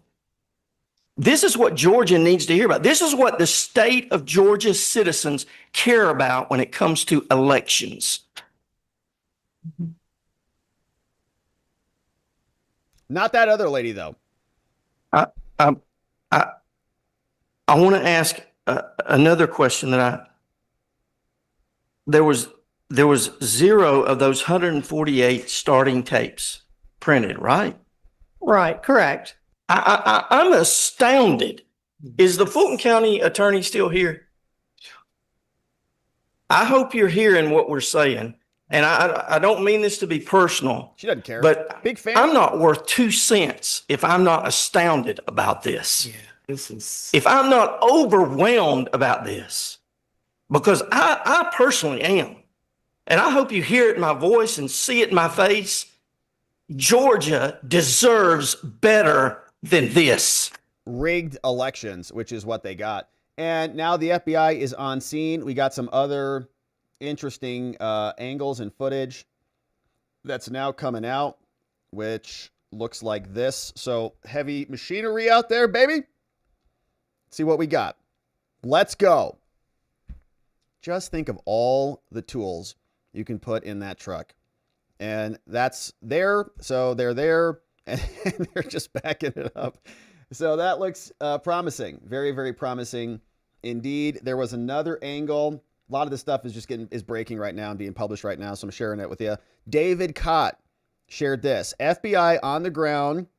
Look at those FBI agents. Man, they're getting better looking. 100%. Way better looking. Nice. All right, so that's a good reform. That's good, because we've seen a lot of the other FBI agents. That's good. All right, so that is all breaking out there today. And let's see what else we have queued up for us. Fox News reporting on what went down today. A little bit more from here. Fox News is learning FBI agents are on site at a Fulton County election office in Georgia, where they are conducting a search. David Spunt's got more details for us on this developing story. David? Hi, Sandra. This is a satellite office for the Fulton County Elections Office. The FBI Atlanta press office confirming this, not giving many details, saying that the FBI is executing a court-authorized law enforcement action. No other details at this time, but we do know via sources a judge signed off on this warrant, allowing these agents, as you see them, enter this building to take items from the inside. Now, we're told that this is a sealed matter before the court, meaning details are now limited. Now, agents are looking at documents, phones, computers. We are told via multiple sources this is related to the 2020 presidential election. Now, we don't know specifically what agents are taking to the FBI lab, items that may eventually become part of a federal case. You may remember President Trump was charged in Fulton County with trying to overturn the 2020 election results. That's Brad Raffensperger right there. He is the Secretary of State of Georgia. That is the Fulton County District Attorney, Fani Willis. Now, Raffensperger spoke to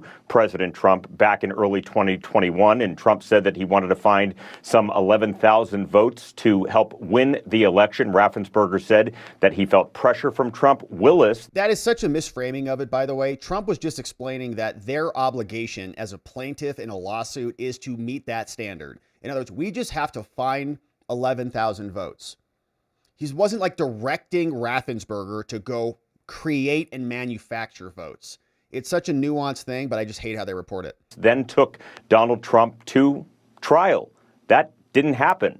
In 2023, she said that her prosecution was all buttoned up, ready to go, but it was completely derailed after it was revealed she had an intimate relationship with the top prosecutor on her team, and it could have tainted the case. Late last year, a judge dismissed the case in its entirety. It's important to point out, Sandra, that a judge typically would not just sign off on a warrant so the FBI could go on what's known as a fishing expedition. It's likely the FBI and DOJ presented some credible evidence to the judge for the judge to go ahead and give the green light. No immediate comment from the Justice Department. Again, the FBI confirming this court-authorized search warrant. We are waiting to see if perhaps Director Kash Patel, Attorney General Pam Bondi, or even Secretary Raffensperger, or perhaps Governor Brian Kemp have anything to say about it. And we just got this video as well from Eric Doherty over on X, and apparently we have somebody speaking, maybe. Let's see what we got over here.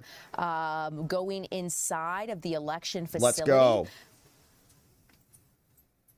Our photographer was able to go inside. He was let inside and allowed to be up and close. As you can see, this is look at all those votes. One of the questions we did ask Larry was if agents were restricting his access or asking him to back up at all. And he said that so far they've been allowing reporters to get up close to the situation. Outside, if you want to take that. Yeah. Okay, so now agents are asking them to back up. Actually, you shouldn't even be in this area, but. Oh! Hey, you know what? I don't have a key, so there you go. Okay.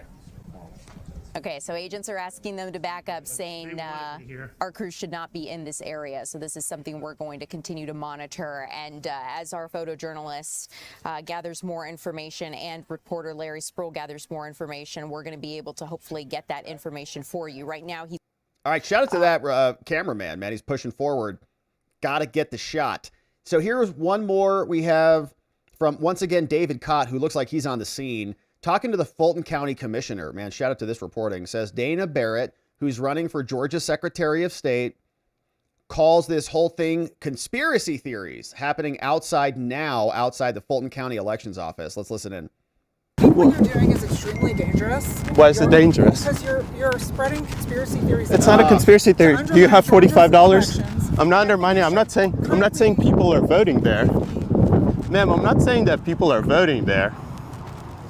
I'm not saying people are voting there. I'm saying people are currently registered to vote there. We went around Fulton County the last few weeks and we see that people are currently registered to vote in places like empty lots, homeless shelters that closed 10 years ago. What would you do if you become Secretary of State to address that? I'm not going to reply to conspiracy theories. It's not conspiracy. It's a current. You can currently go on the voter rolls, purchase them for $45, and go there with us. We will gladly take you if you want to go to. I appreciate what you're saying. I'm not going to respond to conspiracy theories. How is that a conspiracy theory? It's an act of voter rolls. Run away. If you're going to be running for Secretary of State, you're in charge of maintaining the voter rolls. Don't you care about if people are registered to vote from empty lots? Your questions. I appreciate it. I've got to. Do you think it's a conspiracy theory that people are registered to vote from empty lots, though? Well, I have the ability to go wherever I want to. People are currently registered to vote in empty lots, Commissioner. And if you're going to run for Secretary of State, aren't you going to at least take a look at that? It took me $45 to purchase the voter rolls. You can do that as well for the Fulton County. You can see that people are registered to vote from empty lots. They're registered to vote at a MARTA bus station. Are you not going to do anything about that? You're just going to call that conspiracy theories again? We have exact addresses that you can go to right now. 205 Elm Street Northwest. It's an empty lot. You can go there right now and see it for yourself. Do you not care about that? No, it's a conspiracy theory. Too stressful. You're an elected official and you don't want to address that?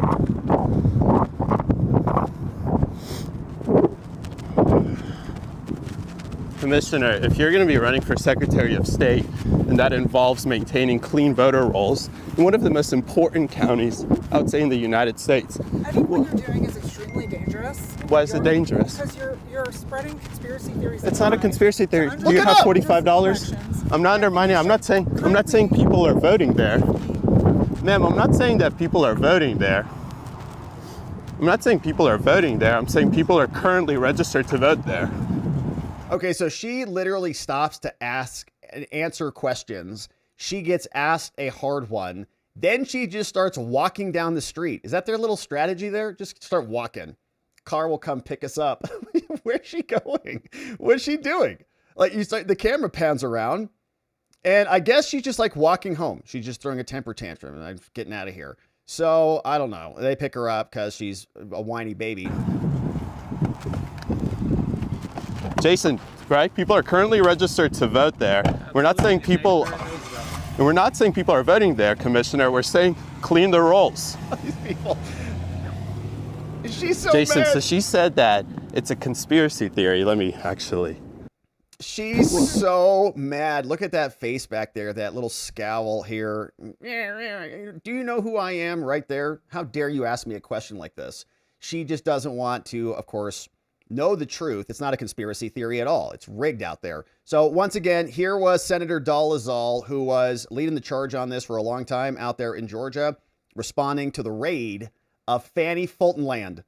So just got word that the FBI is in Atlanta, Georgia, conducting a search warrant at the Fulton County election office. And I've spoken to a number of individuals over the last couple of weeks, have not spoken about this publicly, but who have been called in by the FBI for questioning and was aware that the FBI was here. Do not have any information what the search warrant is related to, other than Fox News is reporting it is related to the 2020 election. Yep. And I'd like to remind you that the reason that some of us, specifically Burt Jones, Brandon Beach, William Ligon, and myself, the first four that stood up and called for a special session, so the legislature could do this back in 2020.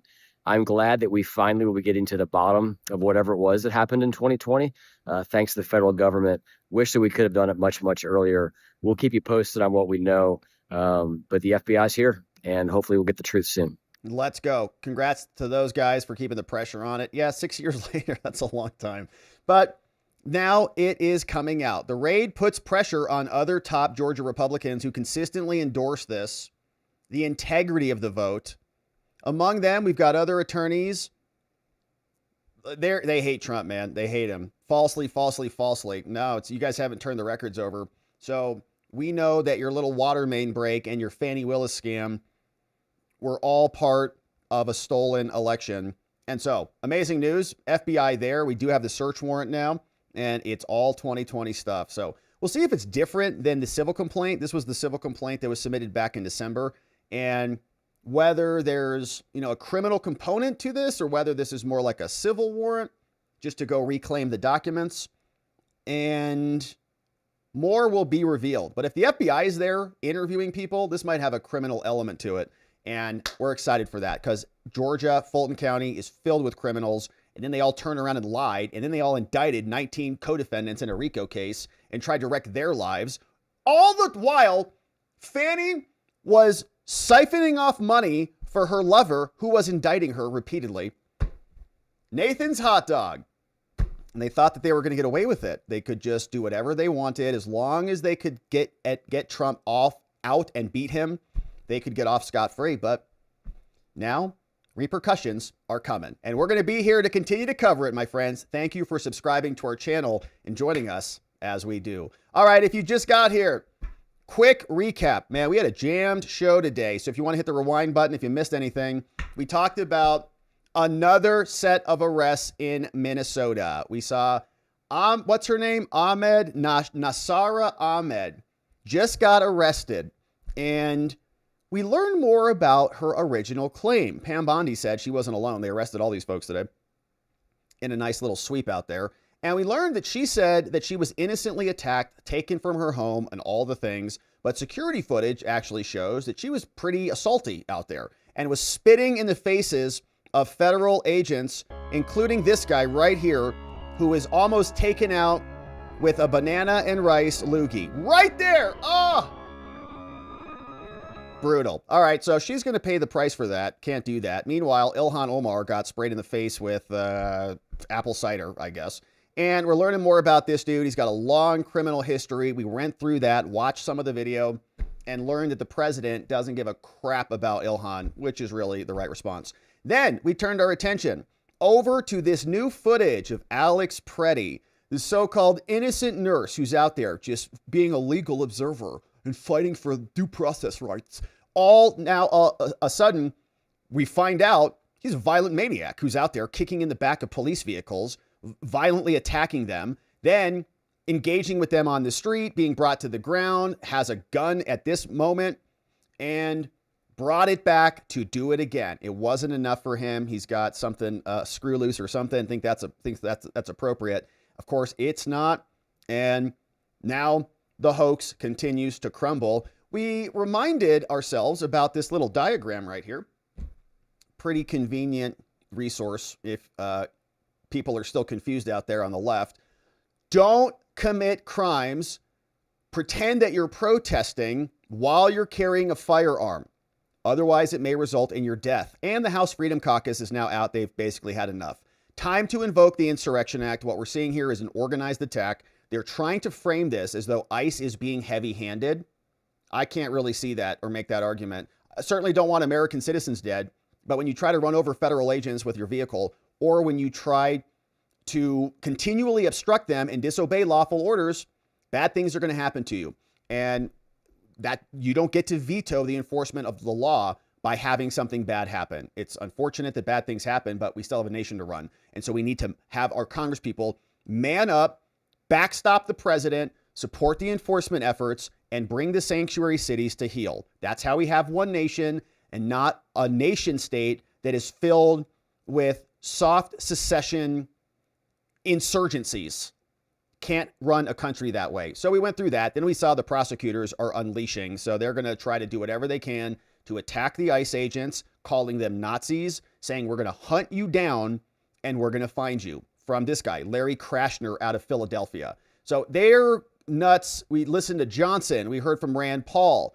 And Rand was revelatory today because he's confirming for us that the Republicans are still spending $5 billion for the so-called refugees. And everybody's a refugee. We know it's so hard to live anywhere else but America. Byron Donalds was here today. We had this bald eagle, shout out, and a nice laundry list of the people that the Democrats continue to defend and fight for. We also saw that ICE is in Arizona. Nice to see you, friends. Welcome aboard. We heard this guy, congressman, saying time to defund all of the sanctuary cities. Cut the money off. If they want to pay for illegals themselves, they can. And the Somali businesses, now that some of the spigots have been cut off, all suddenly going broke. And we've covered their businesses and how they get SNAP reimbursements. And they sell like a bottle of, whatever, bananas. And they then get reimbursed by the federal government. Now that the money is being cut off because Trump cut it off, business is suddenly bad. Yeah, we know. All right, so Tricia was out today as well saying they're not letting up at all. Then we turned our attention to the raid at Fulton County. A literal truck, semi-truck, box truck filling backed up to the election center to load all those juicy ballots and bring them over for review. And so we covered that, heard reaction, looked at the civil complaint, reminded ourselves about the water main break. Fox was there, and we had more. And, oh, yeah, this is another good one, too. So John Thune, it was talking about the SAVE Act, which will be another nice thing to have passed if we can get it through. And the Senate Majority Leader, John Thune, was out today, and here's what he said about the SAVE Act. Forgot to play this earlier.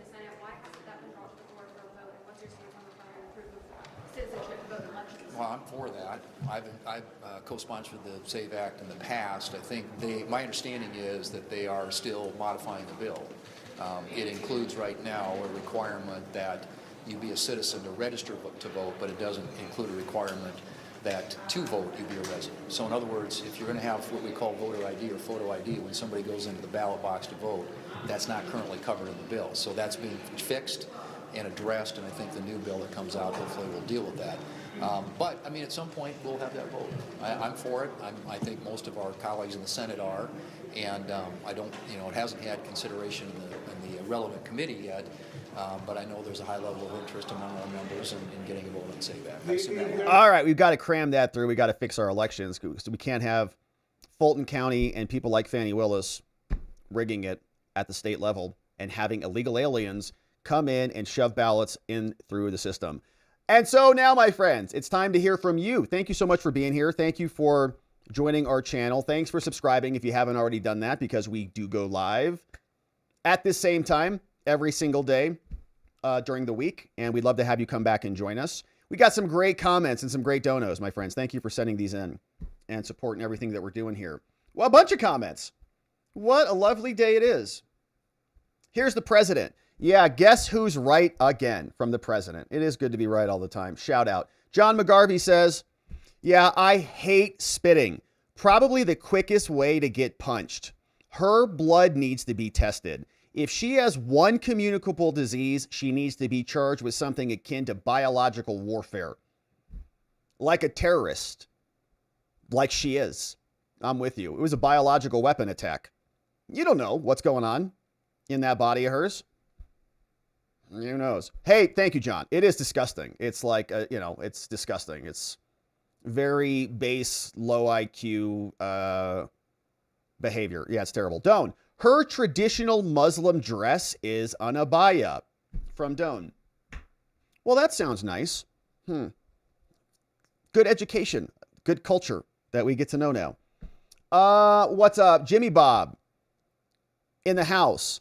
Good to see you, Jimmy Bob. What's going on? Doan is here. Omar prioritized 20 minutes of airtime over everyone's safety after taking a load of mystery juice. Yeah, that was really weird. Like, if it was a biological agent or something, wouldn't you be like taking your, like, get that off of me, spray me down? Did I get a little spittle in my mouth? Like, let me get some sanitizer, kind of wash your mouth out with some soap.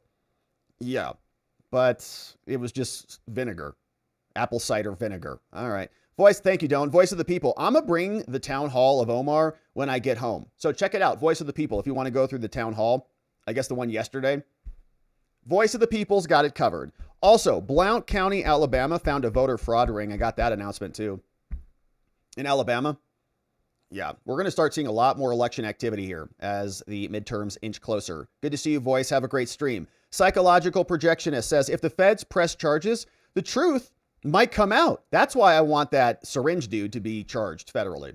Like, if the state handles it and, you know, he gets like a diversion or he gets like an 18-month sentence, but he gets, we'll defer it and we'll give him probation. And so it's like, all right.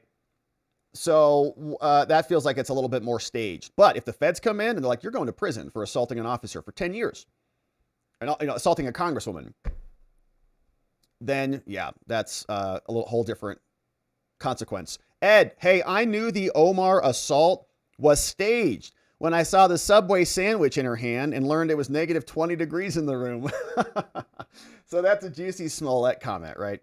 Because that's Jussie was just walking down the street innocently at 2 a.m. in the morning when it was 20 below in Chicago and going to Subway sandwich, which was closed, just to get a sandwich. And then that's when they hung a noose around his neck and they said, this is MAGA country. And then everybody in the media was like, tell us about Trump and the racists. Moni, what's up, Moni Soule? What's up, Moni Soule? Welcome aboard. Grab the members only stream from this morning. We had a great members only stream this morning. We talked about more election stuff, actually, in Virginia. Virginia just lost their redistricting fight. According to a lower level district judge, that was a good decision. We covered that this morning. Shout out to our members. Thanks for joining us on those streams. Jesser Bob says, Omar knew good and well the fluid that was squirt on her was not dangerous. It's such a weird thing to read here. Had it been urine or another unknown substance, she would have been terrified. Instead, she became Tommy Toughnuts, going after her assaulter. So brave, says no one with a half-functioning brain. Yeah, and there's, like, the guy definitely got charged, right? So he's in custody. He's going to be charged. Doesn't mean it's not staged. It just means he's going to suffer the consequence for it. So what was worth it to him that would have, caused him to do this thing? Or he's just a crazy person that they enabled. In other words, they didn't make it happen. They just kind of let it happen or something. But how could, I don't know. So I think you can have fun with that conversation. I think it's obviously wrong to spray and assault anybody with anything like that. And so I want maximum punishment for him. That's why the Fed should come in, make sure he's getting 10 to 15 years minimum. And if he was a staged insider, well, he made a deal with the wrong people, didn't he? And she's kind of like looking at him and she makes like this weird like head nod, there's some weird stuff. Hey, don't. At Minnesota carry gun laws include the duty to retreat from Doan. Does it up there in Minnesota? Good to see you, Doan. Thanks for that. Jesser Bob, the news keeps pushing Alex as an ICU nurse saving lives. Totally, I know. It's a ridiculous fake hoax. What if he called out from work to attend the so-called protest? He intentionally left his nursing team short and having to carry his weight because he called out so he can go get himself killed. Almost the same as patient abandonment. Care for veterans in need at work or call out and fight with ICE. Adulting is so tough. Yeah, and he's doing that for illegals. So veterans or illegals. He picks illegals. All right, Mrs. T. Rush, it's hard to describe what it is to be Somali. It's actually super easy, called pirates. Yeah. Now they're just pirating the U.S. Treasury. Much easier. Don't have to, board a boat. No one's shooting at you with a machine gun. You just have a bunch of Congress people that are like, well, here you go. Have $5 billion because we don't want to be called racist. Man, look at those pups in the winter snow. Hey, dogs before dudes. What's up, man? True. If Preddy was on painkillers for his rib, it would not be legal for him to carry a gun at that time. If one is drinking alcohol or on medication, it eliminates your right to carry. Every responsible gun owner knows that. Yeah, don't be intoxicated and be running around with firearms. So what was he on? What was that medication? I wonder if it was like a cough suppressant or if it was something more that was a narcotic for the broken rib. But yeah, very interesting question.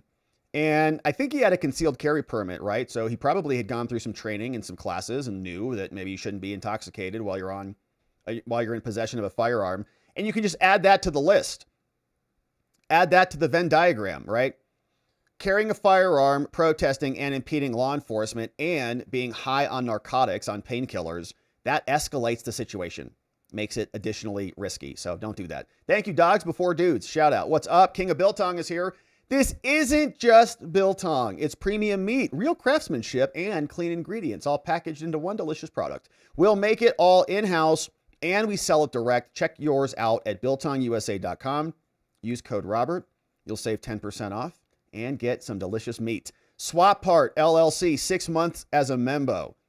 Says bananas and rice could be Kamala's speechwriter. Yeah, that's probably true. She's not that different than Kamala. Is Kamala Somali? Yeah, they kind of have the same cadence now that you mention it. It's very curious. Thank you, Swap Part. Happy 2/3 of a baby to us. We appreciate you being here. Bradley Rice says, there's a banana and rice song by the Step Brothers. Is it a real song or is it a parody of that lady? Yeah, I'm not sure. Oh, we got a good one. Hey, if the women don't find you handsome, they should at least find you handy. That's a good one, yeah. That is good. What's up, 113 Green? Have you seen the new enhanced Pretty headshot? They made him good looking. Smaller nose, muscles, beautiful teeth. Don't know how to send you a link or a pic. Robert rocks. Thank you, 113 Green. I have seen some of these. This one is pretty funny. So the original version is over here on the left.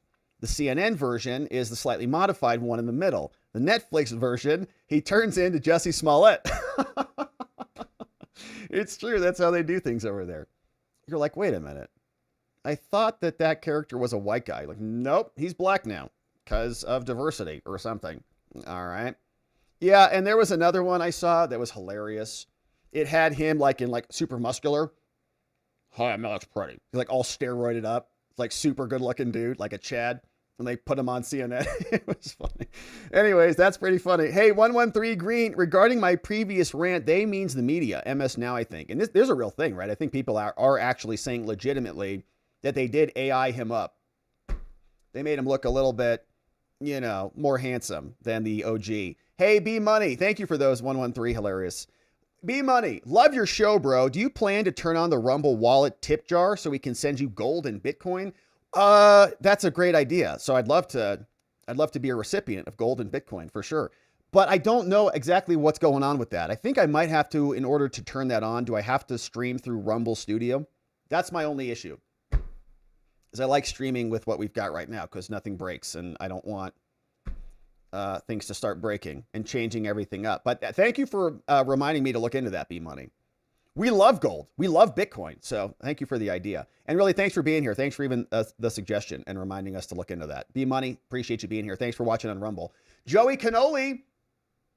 What's up, Joey Cannoli, rating our stream. Thanks for being here. Shout out to our Joey Cannoli friends who are joining us this lovely afternoon. Mrs. T. Rush. These non-alives are like kamikazes and unalive boomers. Yeah, kamikaze is a pretty good analogy. Martyring themselves for the cause, the greater good, they've completely lost the thread. And I think that they're being commandeered for that purpose, right? If you have a high volume of people, like a high number, it's just the law of big numbers. You're going to have some people who are not as well as others, who are a little bit more aggressive, a little bit more unhinged, whatever. So you're just kind of filtering for them, and you just need to find those people, put them out on the streets, let them get killed, then exploit their death. It's like part of their MO.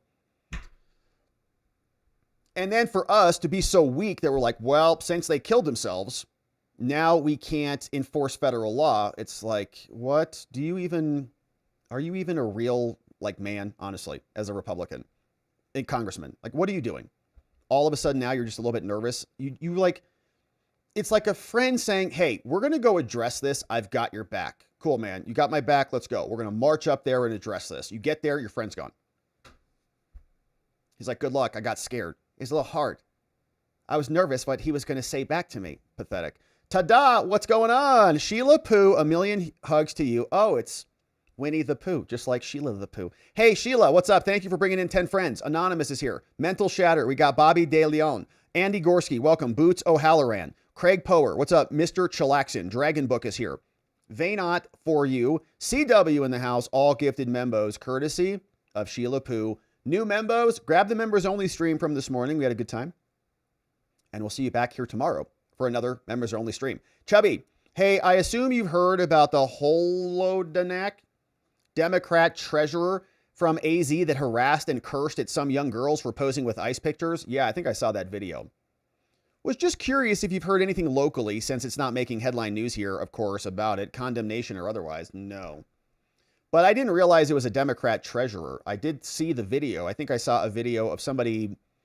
I saw a video of somebody confronting the women who were confronting the women who were taking pictures with ice. I know it's confusing. But that's all I saw. I didn't realize that with those women harassing the other women that there was a Democrat treasurer. But that makes sense. So no, I haven't seen that, Chubby, but I will keep my eye out on that. Thanks for flagging it. Jay Marino says 300,000 invalid votes counted in 90% Democrat Fulton County, and the election wasn't stolen. It was an 11,000 margin difference, and it flipped when they had to stop the counting. Strange. Thank you, Jay Marino. Hey, Liberty or Death, what's up? Hey, I found you during the great water main break of 2020. I know, man. That was a wild year. Seems to have come full circle. We're finally getting some closure, Liberty. Finally, 6 years later. That warrant and the raid makes one feel all warm and fuzzy. And what really makes me happy is the size of that truck. You know, do we have that photo here? Look at that thing. Glorious. Just a beautiful sight to see. Load it up, boys. Good to see you, Liberty. Hey, Elk Plow. What's up, Elk Plow? Thanks for the dono. No comment, but thank you for sending that one in, supporting us on the day. We appreciate that. Psychological Projectionist says water mains can bust like a bomb. Did anyone see any H2O? Yeah, I don't know. I don't know what the follow-up was. Did somebody just go shut off the shutoff valve at the front of the house? Just go turn it off. Psychological Projectionist, thank you. Isle of White Privilege. Isle of White Privilege. How long before they claim racism? You can count it in minutes. Yeah, like with Preddy? Yeah, I don't know. Is that stochastic terrorism or something? They always claim racism. I mean, it doesn't even have any power anymore. Like, you're a racist. Oh, okay, fine, whatever. That's fine. Isle of White Privilege, they say it constantly. The Somalians were just saying it too. I got racially indicted. Give me a break. You were hawking loogies on people. Hi, Ken Krause. What's up, Ken? 10 new membos coming in, courtesy of Ken. Thank you, Ken Krause, for doing this. New membo friends, welcome. Audi Ho is here. Gamer Fan. What's up, Iceman?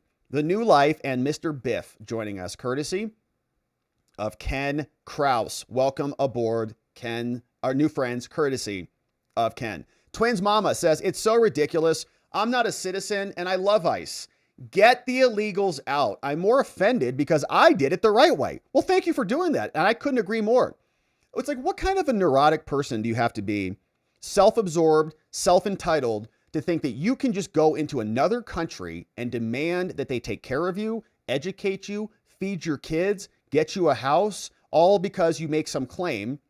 And now the Japanese need to take care of Robbie because I just decided, there's communism in America. I'm a refugee.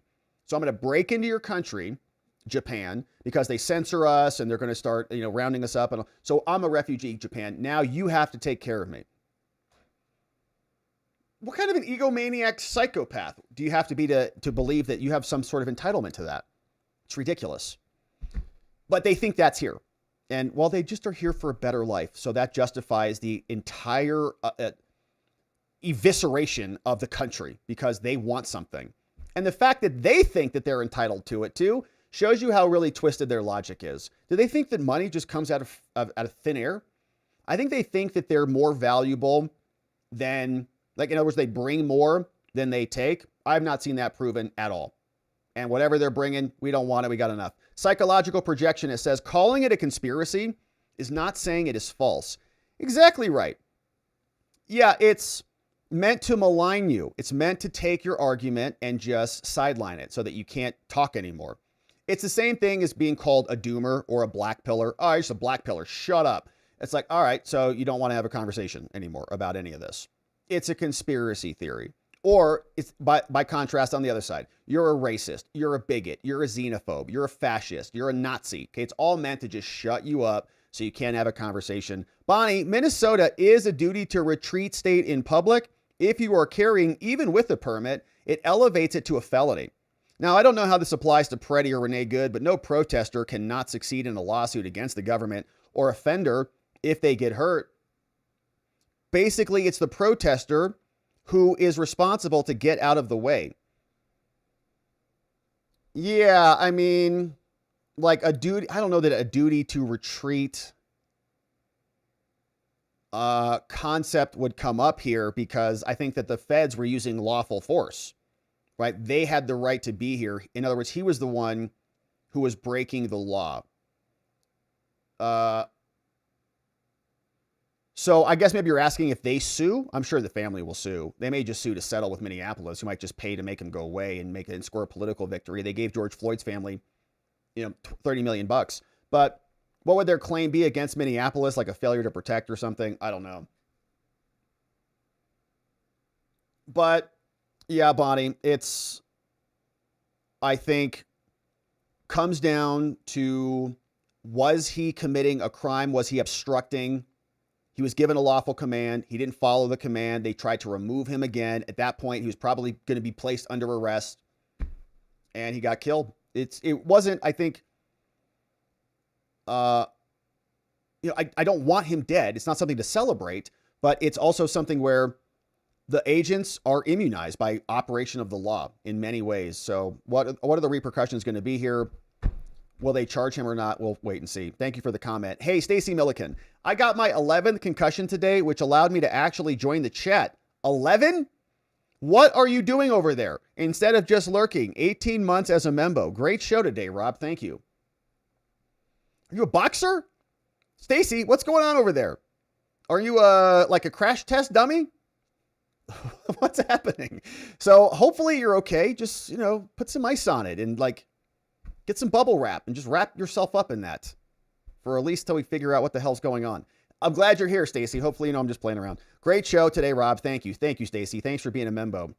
And get well soon. But wrap some pillows around there. Dan, hey, now Virginia is trying to pass a bill such that ICE officers can't be around election locations. I thought illegals couldn't vote. Yeah, isn't that convenient? Isn't that convenient?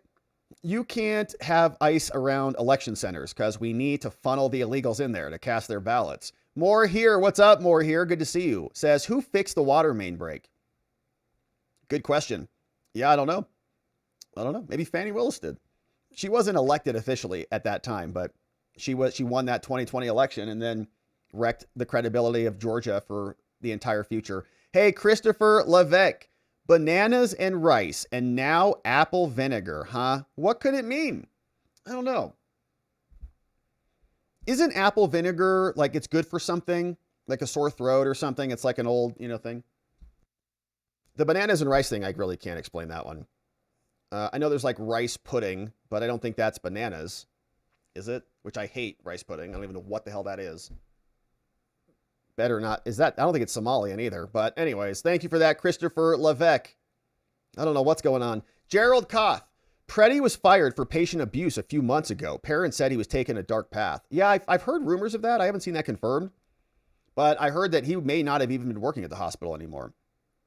Kind of snapped, went off the rails. Maybe had a death wish. Thank you for that, Gerald. We're going to keep our eye on that, of course. We'll see if anything is revealed on that. But why wasn't he at the hospital? And why was he responding to the Telegram chat like he was on dispatch? Was he just on, a day off? Seems like he was pretty involved. Hey, one old guy, after that town hall incident, can you imagine the video parodies of it, possibly titled Apple Squirt Town Hall Specials with Bananas and Rice? Yeah, that sounds like it's like an X-rated video. So, yeah, not good. Hey, what's up? Welcome to Shout Out supporter Rich Roberts. Great to see you. NeuroD shared this. I don't think you need to stream from Rumble to use the wallet. Interesting. I thought that you did. So thank you for correcting me on that. Yeah, interesting. Okay, man. Shout out to Rumble Wallet. I appreciate what they're doing on that because I believe in hard assets for sure. And I consider crypto to be a hard money and gold. Nice. So I'll look into that. Thank you guys. And thanks for even thinking about that. The New Life. Hey, love you, brother. Thanks for all you do. Love you back, The New Life. I really appreciate that. Thank you for saying that. And I know what you mean. Yeah, I know what you mean. Thank you for that. Thanks for being here. Dan, in the past, You had to support yourself. Otherwise, you were sent back on the boat to where you came from. No one was on the dole. Exactly. Yeah, and then we created all these social safety nets, and then we said, well, we're good people now, so we have to bring in people to replace our own population with people who won't harass us like we do, Americans. Why are you spending all of our money? Somalians don't care. They just say, yeah, just keep this gravy train going, baby. Yeah, more billions, sure. Rest of us are like, what the hell are you doing? Dems stand to lose big time with redistricting unless they can keep their illegals, conceal current voter rolls, and rig elections. They're desperate. Yeah, no, this is the precipice for them. They're on the verge of losing. If they lose the sanctuary cities, they lose apportionment, they lose Congress seats, they lose all the funding that they use to prop up their voters. It's existential for them, which is why they're fighting so hard and killing themselves. Hey, Dan, Fani Willis was the only candidate for the 2020 general election. After winning the Democratic primary, no one ran against her. She was plugged in then. Oh, that finished. Oh, she was in. Oh, I didn't know that. I thought that she won. That finished in August 2020, and she was plugged in then. She was plugged in then, which is very curious. So she was already installed before the 2020 election in office. Is that what you're saying? Interesting. Yeah, very interesting. Yeah, one old guy. Oh, the water main hole. They plugged it with Nathan's hot dog. Got it. Yeah. It's very popular in Georgia. It's very useful. Fanny loves them, and it's good for plugging holes in water main breaks. So beef and big enough to plug any leaky hole. Oh, one old guy. All right. Hey, Aaron George. What's going on, Aaron George? Thank you, Aaron George, for becoming. Hey, for the dono, Aaron George. Thanks for sending in the dono, my man. We appreciate that. Thank you for being here. One old guy. This is a family show. Can't talk about too much Nathan's hot dog here, All right, my friends. Locals is sharing that photo. Oh, gosh. We remember that one, too. All right, my friends. It's been a beautiful stream. Let's take some locals comments, and then we'll wrap it up on the day, of course.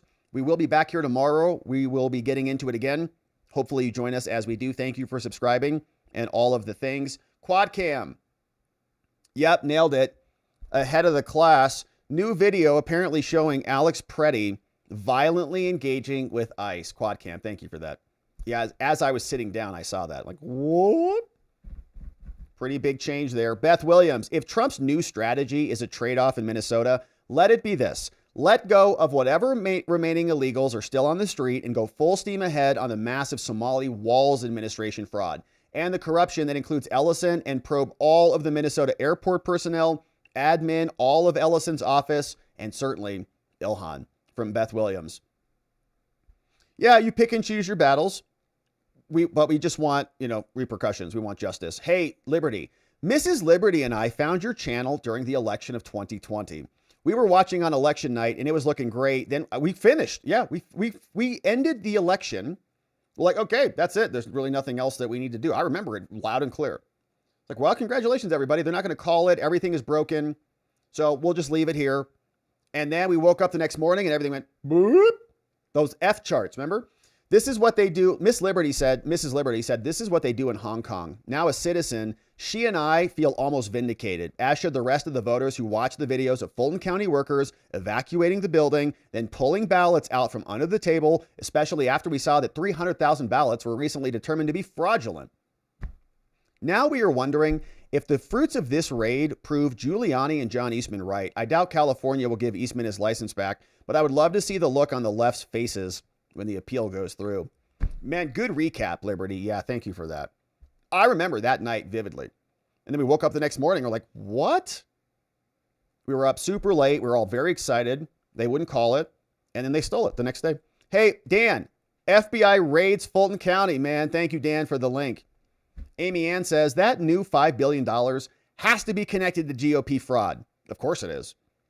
Yeah, no, they're in on it too. Like, they all get paid. And if you cut off the money, then they can't shovel it to their friends. More wild stuff regarding ex-Dominion voting systems and the executive called Eric Coomer. Interesting. Viva MAGA. Thank you for that.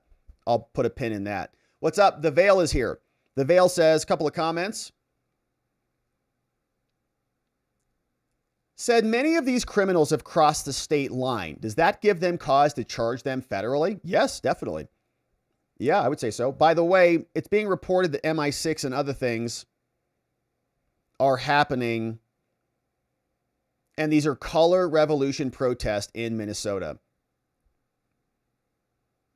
He says, is the mayor of Minneapolis and all the attorneys there on drugs? Good question. I asked because a person I know who lives in that state said that drugs there are a second hobby. Maybe that's why. Are they just all on drugs? Is everybody up there in Minnesota high? It's just so cold. Just like lit all the time. Maybe that might explain it. Yeah, I don't know. Maybe that's true. Maybe that explains her banana and rice comment. Hey, what's going on? Liberty or death? Ice, ice, baby from President Trump. Dun, dun, dun, dun, dun, dun, dun, dun, dun. Hey, Amy Ann, Petty is wearing his uniform. Yeah. He seemed like he was wearing the same outfit, like it was his Antifa uniform. You don't think that was his nurse uniform, do you? Hey, Jay Marino, until everyone, including welfare, SNAP recipients, etc., pay a penalty for fraud, non-taxpayers have no skin in the game and don't really give a crap. Everyone pays something. Yeah, I mean, I would be down for that. Yeah, it's theft as far as I'm concerned. If you commit SNAP or welfare fraud, that's theft. You should go to jail for that. Even like low levels. Like, I know you're a single mom and everything, and you were stealing everything. Sorry, you got to go to jail. How long? I don't know, 30 days. Sorry.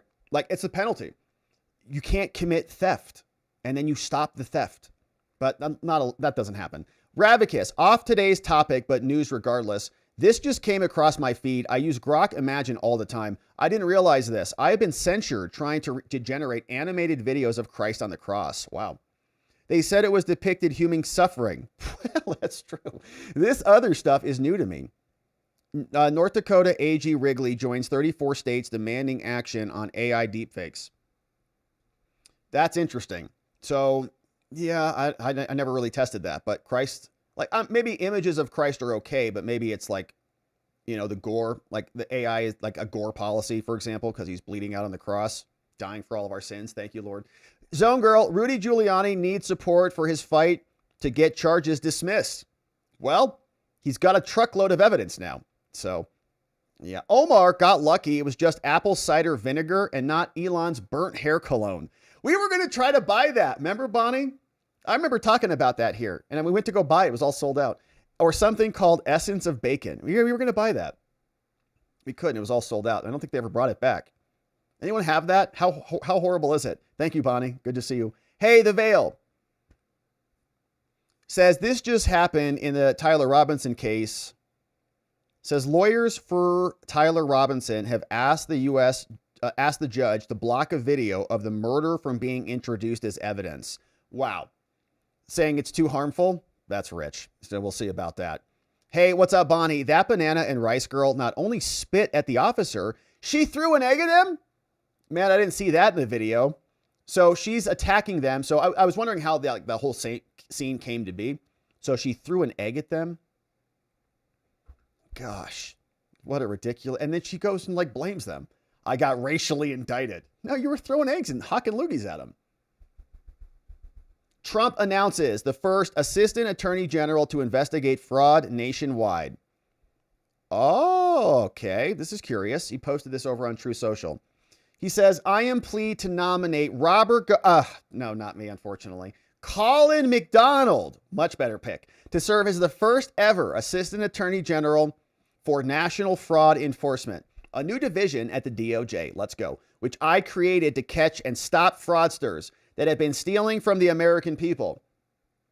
My administration has uncovered fraud schemes in states like Minnesota and California, where these thieves have stolen hundreds of billions of dollars from the taxpayer. Colin McDonald is a very smart, tough, and highly respected America First federal prosecutor who has successfully delivered justice in some of the most difficult and high-stakes cases our country has ever seen. Together, we will end the fraud and restore integrity to our federal programs.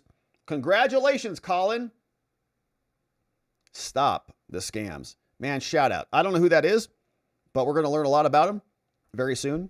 And wish him well. We need A players on our team. We need the best of the best. We need top players to get out there and get into it. So hopefully he delivers, because we haven't had a lot of that, like Halligan thrown out, Abba thrown out. Many others, same story. Hey, Shino, I wonder if bananas and rice and apple cider are code words to communicate with insurgents. Probably just a conspiracy theory, Winky. I don't know. Do you think like bananas and rice was like an activation phrase? All the Somali fraud scams everywhere? Like, uh-oh. Ahmed gave us the code. What's the code? Bananas and rice. Yeah, but did they say apple cider? They did. Dun, dun, dun. Cutscene, end of show. Come back next episode, next week. I don't know, Shino. Weird stuff going up there. Maybe they're just all high. Dan, no, entered office, okay, yeah, in January 21, but she had sent out fire notices to all of the DA staff from Fani Willis. So she was firing people before she got in there. She is the biggest Fanny in all of Georgia, so she does whatever she wants, and no one cares out there. Like, all we want, we have a fever, and the only prescription is more big Fanny. Dan, fire notices were also sent out. Thank you for that. October, November, December 20, everyone needed to reapply. If you were compliant, you could work for Fanny and ruin your career. Hey, Ouija's. What's up, Ouija's? That looks like a new name. Welcome aboard in our locals. Nice to see you. Thanks for jumping in the chat. Said, hopefully the Georgia raid had Colorado sweating and Tina Peters gets released. That is such a good comment. Yes. Yeah, if we can go into Georgia and they had rigged elections. And by the way, this is also kind of, I would say preceded by, remember Harmeet? We covered a lot of this here. Sued a bunch of states. California, I think Colorado, like a bunch, like maybe 18 of them. All got sued. And they all have been denying the delivery of the records. So maybe this is just a precedent that will then spread across the other states. Hopefully that happens. Thank you, BG. It's good to see you. One old guy. They are all high on Mogadishu khat. Don't know what that is, but that sounds accurate. And they act like it too. Thank you for those, my friends. Really appreciate those. Thank you for supporting our work. Thanks for those donos. Thanks for becoming membos and supporting us and joining us. If you want to become a membo, head on over to watchingthewatchers.locals.com. Join on YouTube. We have members only streams. We do those in the mornings and on Saturdays. And so we'll be back tomorrow morning to debrief, see what the Thursday has in store for us. And then, of course, we'll be back here at the regular time. So hopefully we get to see you and you join us there to see what else is happening in Minnesota. And there always is something. So we'll be back with more. But we'll pause here on the day. Before we wrap, let's say hello quickly to our friends on X. And then we'll be back tomorrow to get into it again. See if we got any comments over here. And bum-ba-da-bum. Looks like we do. A couple of quick comments here. Hey, OTR Smokehouse. Hey, great show so far. I have to hit rewind due to my daughter calling. But was that gun on Preddy during the first altercation with ICE? Yeah, there was a gun on him. We definitely saw that. Right to Think says, was the Preddy broken rib a banana rice injury? Asking for a friend. I don't know. Maybe that Somalian hawked the loogie and hit him right in the rib. Shattered. That guy, I mean, had like whiplash. He was probably, need a neck brace after that. Rob, thanks for informing us like you do. I noticed that banana rice spits like a llama. Yeah, she had a good range of motion. It was like, boosh, just, like, whoa, relax. I don't believe he broke a rib, says Kimberly Nolan. Broken ribs are extremely painful. They affect your ability to take a deep breath. They don't magically heal after a week. If by chance he was superhuman, he may have been having pain meds, but he would be groggy. As an old ICU RN, I ain't buying it. So one ICU nurse calling out another nurse. Shout out, Kimberly. Thanks for the details. Yeah, I don't know.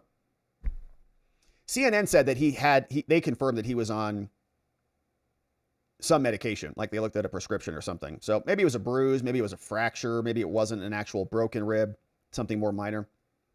Author Ann Baker. Man, shout out to Ann Baker, the author. Thank you, Ann, for the dono.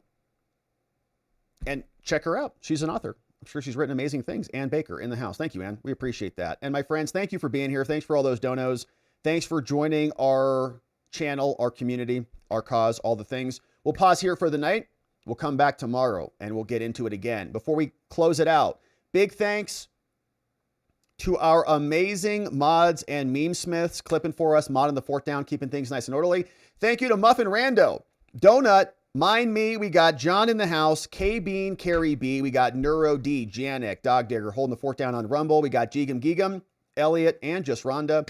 And my friends, thank you for being here and joining us. We're coming back tomorrow. We're going to get into it again. And in order to do that appropriately, we are going to need to see you right back here so that together with your help, we can shine that big, beautiful spotlight of accountability and transparency down upon our system with the hope of finding justice. Make it a beautiful night, my friends. Sleep very well. We'll see you right back here tomorrow. Bye-bye.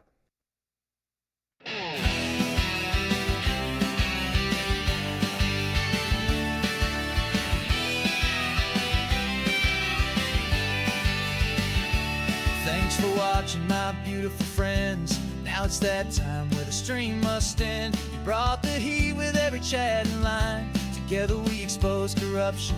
One more time we dove in the truth where the media hides. Lit up the lies with receipts on all sides. The fight isn't over, but we made them sweat. We ain't done yet, no, not just yet. Because together we are watching the watchers. Truth on our side. Watching the watchers. We won't be denied. Watching the watchers. Eyes open wide. Fighting for freedom with nothing to hide.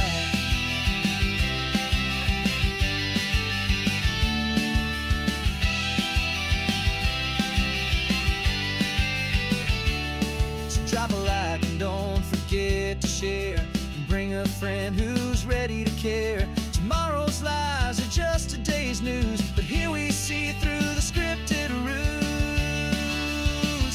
Together